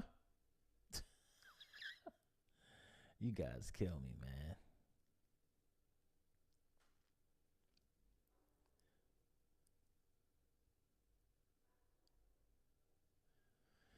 Authy Reflection says it's good to see that YouTube shows some recognition and appreciation when their members hit a milestone like 100,000 subscribers. Yeah, I agree. I mean, I will tell you this. I have my own feelings about YouTube and what they do or don't do, or what they should do for their creators.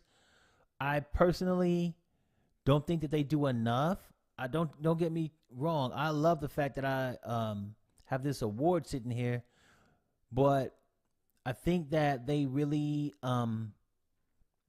cater more towards those millions subscribers, people in that realm, or people who make content that teaches people how to use YouTube, because they get something from those people. They don't get anything from the other people. So me, I don't probably have enough subscribers for them to give a rat's fat you know what about me and what I do, right? One of the things that you're supposed to get when you hit 100,000 subscribers is you're supposed to get a channel manager or something like that. I haven't had anybody contact me about that. I'm not even holding my breath. I doubt that it will ever even happen. Like YouTube Next Up, like they have these Next Up programs where you can go learn stuff about YouTube and how to create stuff like that. I don't think that they like really cater towards people if they don't have like 1 million subscribers or something. Like, why do you need? Because the Next Up program, that goes to people who supposedly are gonna get big, but they're already big. Why do they need to learn more about YouTube when they should be trying to teach other people about YouTube who don't have as many subscribers? Tell them the secrets. That's gonna benefit you more than telling somebody else who's already doing good. Talk to these people who aren't doing as well so they can do good, right? And get you those subscribers and get you, not the subscribers, but the ad revenue and all that stuff that they're trying to get, right? So if you can do something for YouTube, if you're making them money, stuff like that, they're going to continue to help those people who have like millions of subscribers and make a bunch of money off of their videos. And if you're teaching people how to use YouTube, they like those people because they're like, hey, you know, they're taking some of the work off of our back, so we're going to help promote them, and we're going to, you know, reach out to them and have them in videos with us and talk about their channel. So instead of like reaching out to YouTube and complaining to them when stuff doesn't work, they reach out to those people. Kind of like the same stuff that happens to me. Like PowerDirector and Cyberlink probably love me because they're like, well, he's answering all these questions for us. And, you know, when people complain, sometimes they complain to me. I'm like, I don't work for Cyberlink, so complaining to me isn't going to help you. But they don't know that. So I think YouTube, I'm grateful for this award that I have in front of me, and I'm grateful for you guys, but I think YouTube could be doing more than what it does. And it is what it is. I understand their business. They got to make money. They got to do things that are best for them. They got to protect themselves. So I definitely understand all of that, but that's just my view.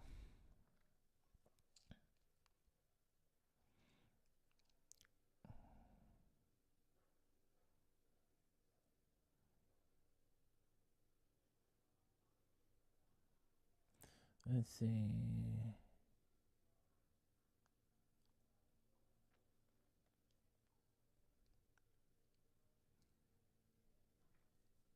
So, Prince Jacob, Mr. Rebuttal, the principal said, do you have a Cash App? Would like to donate for all the help. Nah, I don't have a Cash App, but if you go to my channel on YouTube and then go to the About section, there's some links there where you can donate to, I think one of them is PayPal. So if you have PayPal, you can give through that. Also, you can be a member of my channel. You can join and subscribe, be a member of the channel, and that's a monthly donation. But if you can't do that, don't worry about it. The one-time donation to PayPal is just fine. And there's other ways to donate on that about section on my channel, so please feel free to do that. Or if you have the ability to, if your country accepts super chat or super stickers, you can donate right now through the chat. You can go ahead and click on the little $ at the bottom, and you can go ahead and provide a donation to help support the channel through super chat or super sticker. If you do that, I'd be greatly appreciative of you helping me keep the channel going.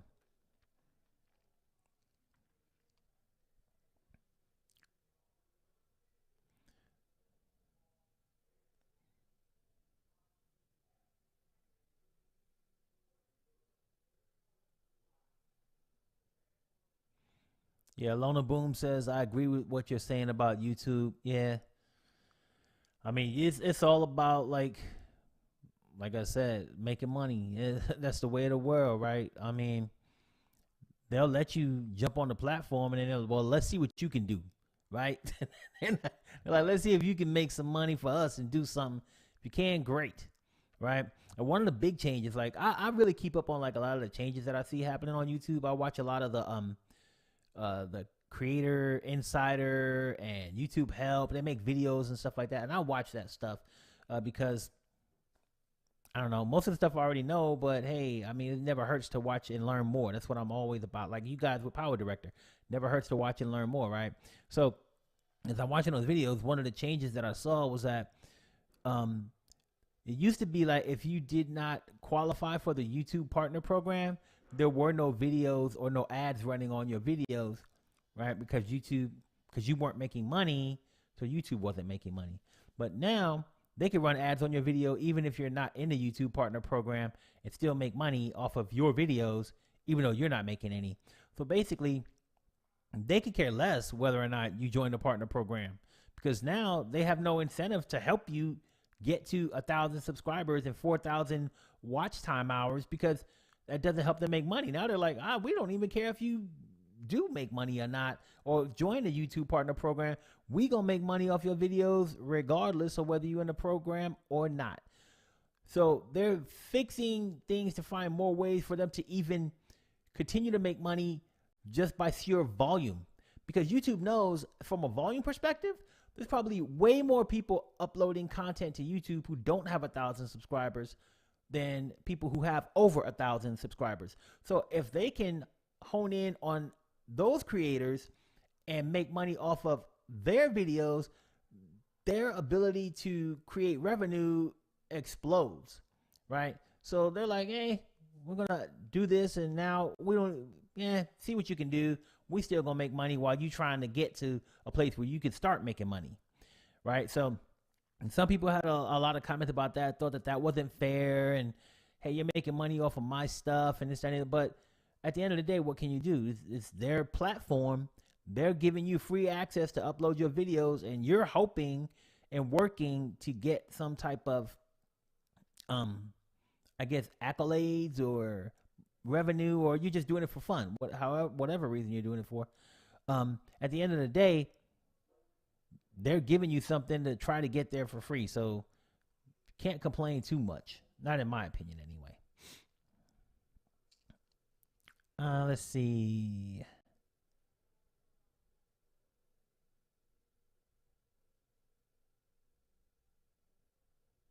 Yeah, I agree. So Neil said that YouTube, since being bought by Google, have been infiltrated by legacy media, and the little creators like us get left behind, ignored. Yeah, I agree 100%.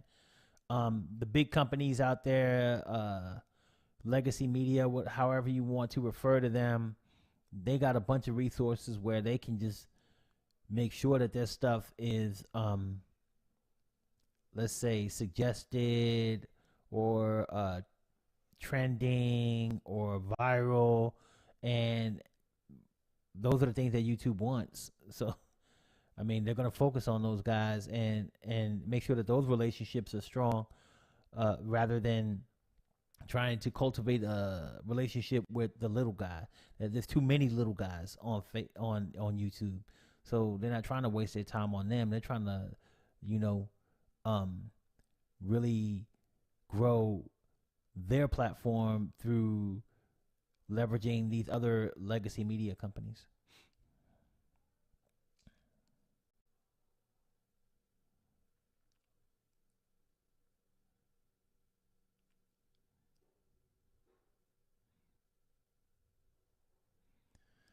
Winston James says, "Thank you for your advice on how to customize the bit rate." Yeah, man, that's the blast from the past right there. Customizing your, instead of using the presets for producing your videos, to kind of customize them and change your bit rate to do, like, I have one that's like YouTube settings to show the best bit rate for YouTube. Then I have another one where it's just like customizing your produce settings. So if you want to have higher quality video, then, and you don't mind having a larger file size, then you can customize that bit rate and make it larger so that your quality is better. But keep in mind, like I said, your file size will be larger too. Yes, sir. That is my PayPal right there. Let's see. Lona Boom said, "Yeah, it's something new with the ads. I have one channel." Sorry, kind of lost that there. "I have one channel for kids and one channel for adults. The kids channel run no ads, but my other channel is a spiritual channel, and now they can run ads." Yeah, so that's a big thing right now. So I think that over time, since they've made this change to ad revenue and monetization based on the COPPA rule changes, and if you don't know about the COPPA rule changes, I think it's COPPA. You can Google that and learn about it.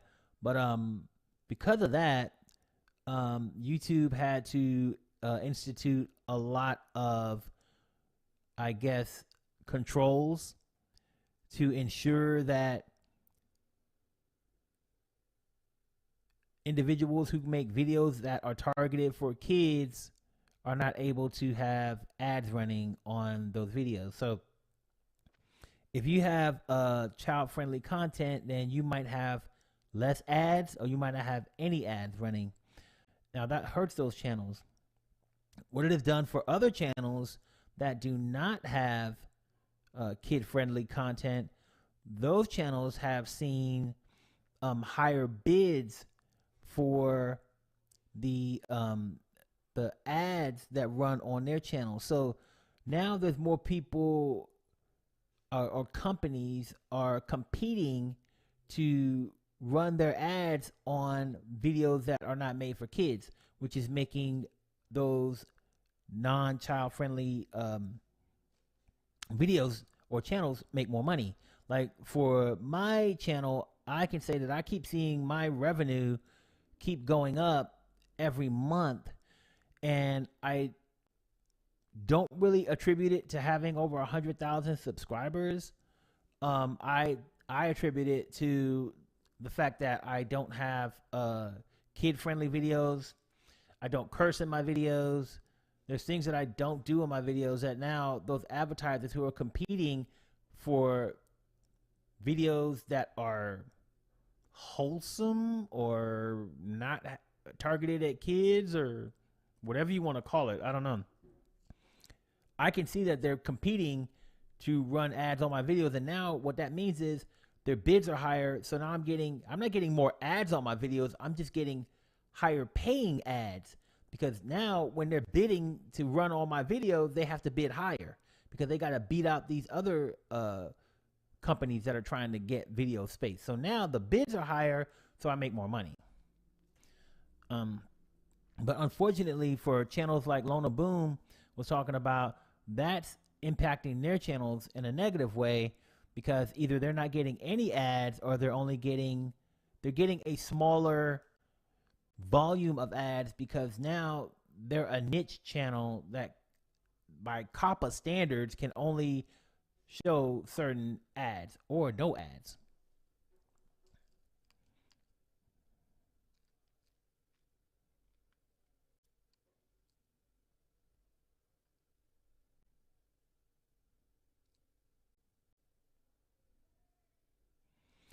Alti Reflections. What's going on, Alti Reflections? I said, I wish you all the best for the future. I use your videos a lot. Keep up the good work. Thank you, sir.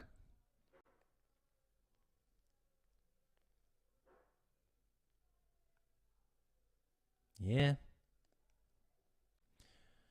Neil says, after all, it's the little people like us whose content got YouTube up and running in the first place. Yeah, that is so true. And what's sad about it is that they forget that um, because the little people ain't little no more. Marcus Brownlee, I don't know how many people know his channel, MKBHD. I mean, he started making videos. He looked like I don't know, he was in 5th, 6th grade or something. Now he's an adult. He's got millions of subscribers, and they pay a lot of attention to that cat. He's in YouTube videos every year, or at least they don't make them anymore. They used to have that YouTube roundup or for the annual video, but they don't do anymore. But he's in that video all the time. Casey Neistat. These are guys who have been in YouTube for a long time, and they have millions of subscribers now. And yeah, YouTube forgot that these guys were little at one point, right? And now they're big. So they're just focusing on the big people because now their bread is buttered. They don't need to worry about the little people anymore. It's long gone. Time from long ago.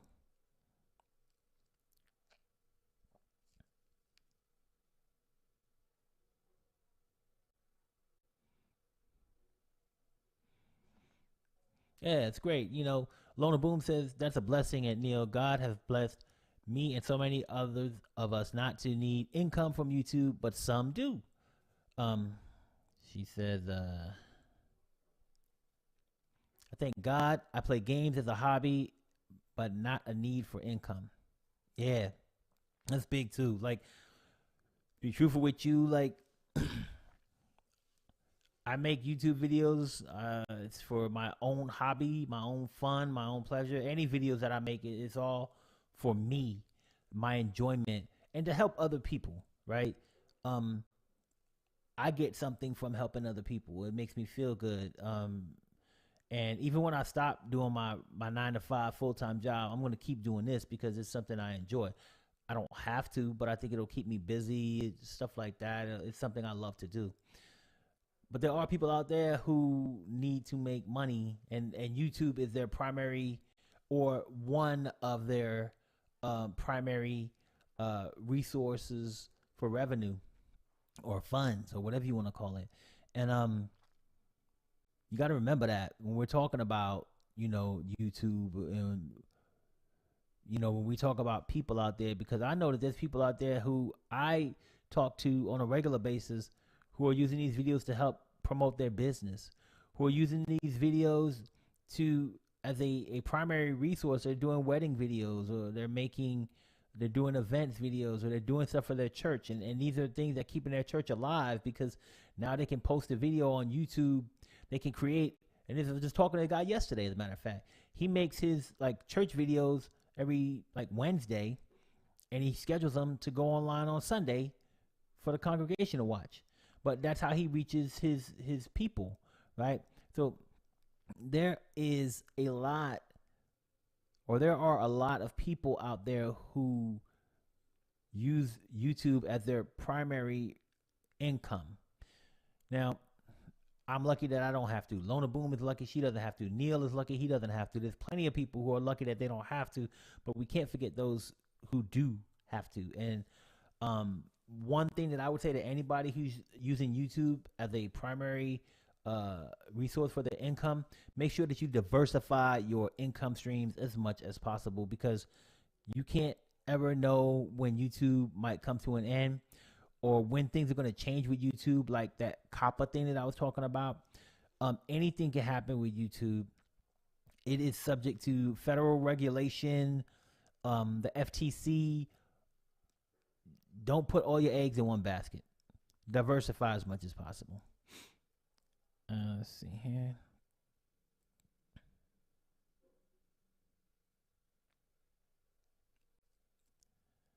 Okay.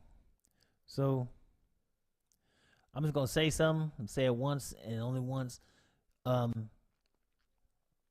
doesn't matter if you're If you believe in God, if you don't believe in God, whatever, let's all respect everyone's ability to say whatever. If you want to say, hey, I don't believe in God, then say it. If you want to say, bless you, then say it. I'm not going to stop people from saying what they believe, because this whole world, like I said earlier, we all have different beliefs. We all have different perspectives. We all have different opinions. Don't mean that you got to tell somebody what to say, how to talk, or whatever if they express their opinion, because you don't want someone telling you what to say and what not to say when you express your opinion and what you believe in. So let's all chill out with all of that. I don't want to see any more of that stuff in the chat. Please refrain from that type of conversation. All right, let's see. All right, so I got a super chat from Lona Boom. Thank you so much, Lona. Appreciate you. She says, thank you for what you do. And it's $20 super chat. Bam. Appreciate you. All right. B Mike Phoenix says, can't explain how much you helped me in making my video better. Big thanks. I'm happy I helped you improve your craft, man, and create something that you're proud to share with people out there. So keep doing it. Keep watching. Keep practicing. All those things that you need to do to keep getting better.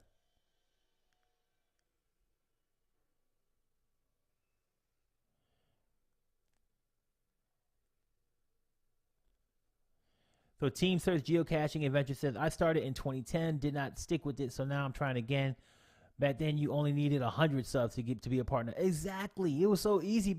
Think about that. How easy, or not, maybe not easy, because getting 100 subs still ain't easy. Don't get it twisted. But it's much different. It's easier to get 1,000.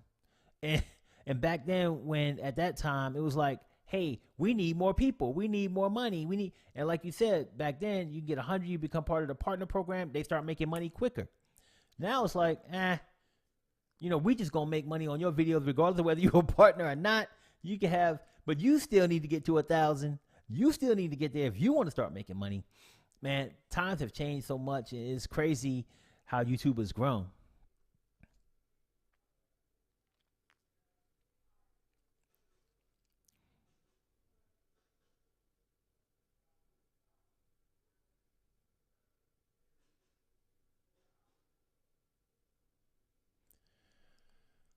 So, Kevin says, seems super stickers are not showing on Malik's feed. Thanks to at Cat Chaser for the donation, stickers, and Lona Boom super chat.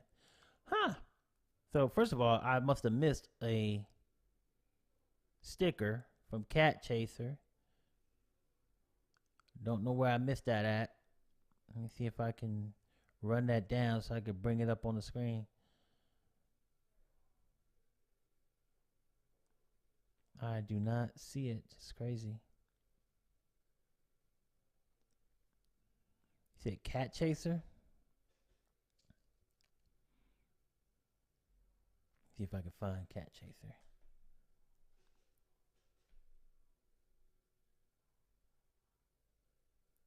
I do see Cat Chaser, but I don't see a super chat from him. So I guess I'll let that go. All right.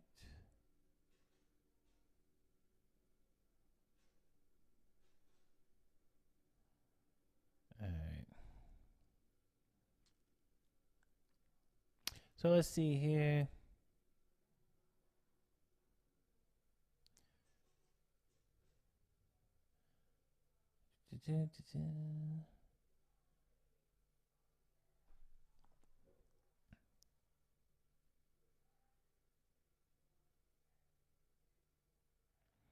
Yeah. It's a great point. So Keisha says, many jobs have ended outside of YouTube. Yeah, I mean, YouTube is like a lifeline for some people right now, because I mean, if you're able to make money, you're able to monetize your channel, and it brings you some type of income. It's a lifeline right now for people all over the place who aren't making money because they lost their job, or they're not making a lot of money because of the job that they're in doesn't pay enough for them to maybe pay bills or do whatever they need to do or get food or, so YouTube is a lifeline right now. And even though we kind of talk things about how YouTube could do this and you could do that, it is helping a lot of people. Is it giving them as much help as they should get? I don't think so, but it is helping people in hard times. So big up to them for that.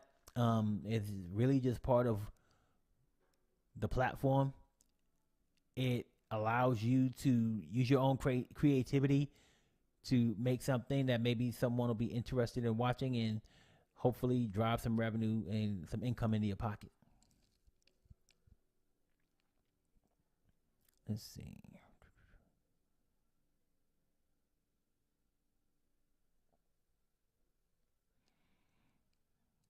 So I got Gucci Skunk says, are you able to see Super Chat? Yeah, I can see Super Chats, but the only one I saw was from Lona Boom. So let me see if I can see any more on here.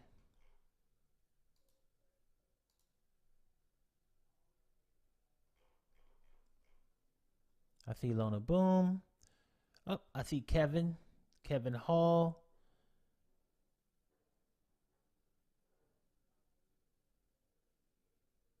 Weird that they're not showing up on my other screen here. But let me go ahead and give these shout outs real quick for the ones that I do see. So I apologize. So Kevin Hall, I want to appreciate you for your $1.99 super chat. Looks like a super chat or a super sticker. I can't tell from here. Let's see. Who else do I got on here that I missed? See, appreciate y'all for letting me know I was missing people. Let's see. I see Lona. I see Kevin.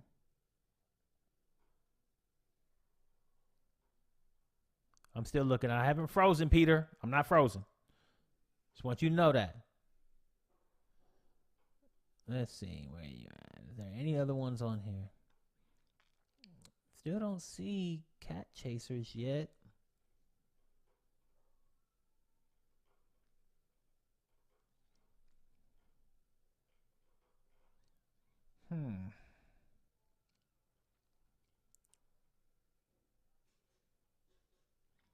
Yeah, I don't see any other ones on here. I saw Kevin's and I saw Lona, and that was it. Let me just scroll through this other way real quick while, I move my head so Kevin knows I'm not frozen, or Peter knows I'm not frozen. Up, I see the PNW. Let's see, they starting to come through now. It's crazy how this is working, but I apologize. Maybe I just haven't got caught up. So I see the PNW $2.99 super sticker. Thank you so much to PNW. Appreciate that. I see Team Search Geocaching Adventures $5 super chat. Thank you so much. Appreciate that.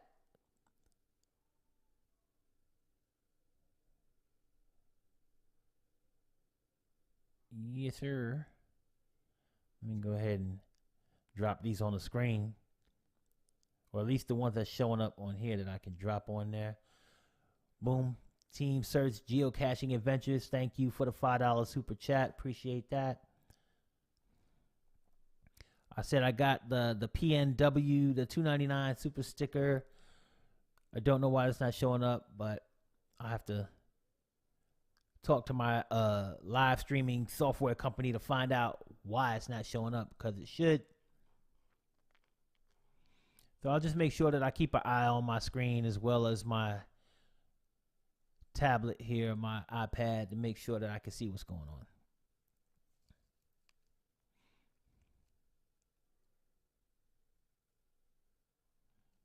All right. And let's see. Gabe Irwin says, congrats, man.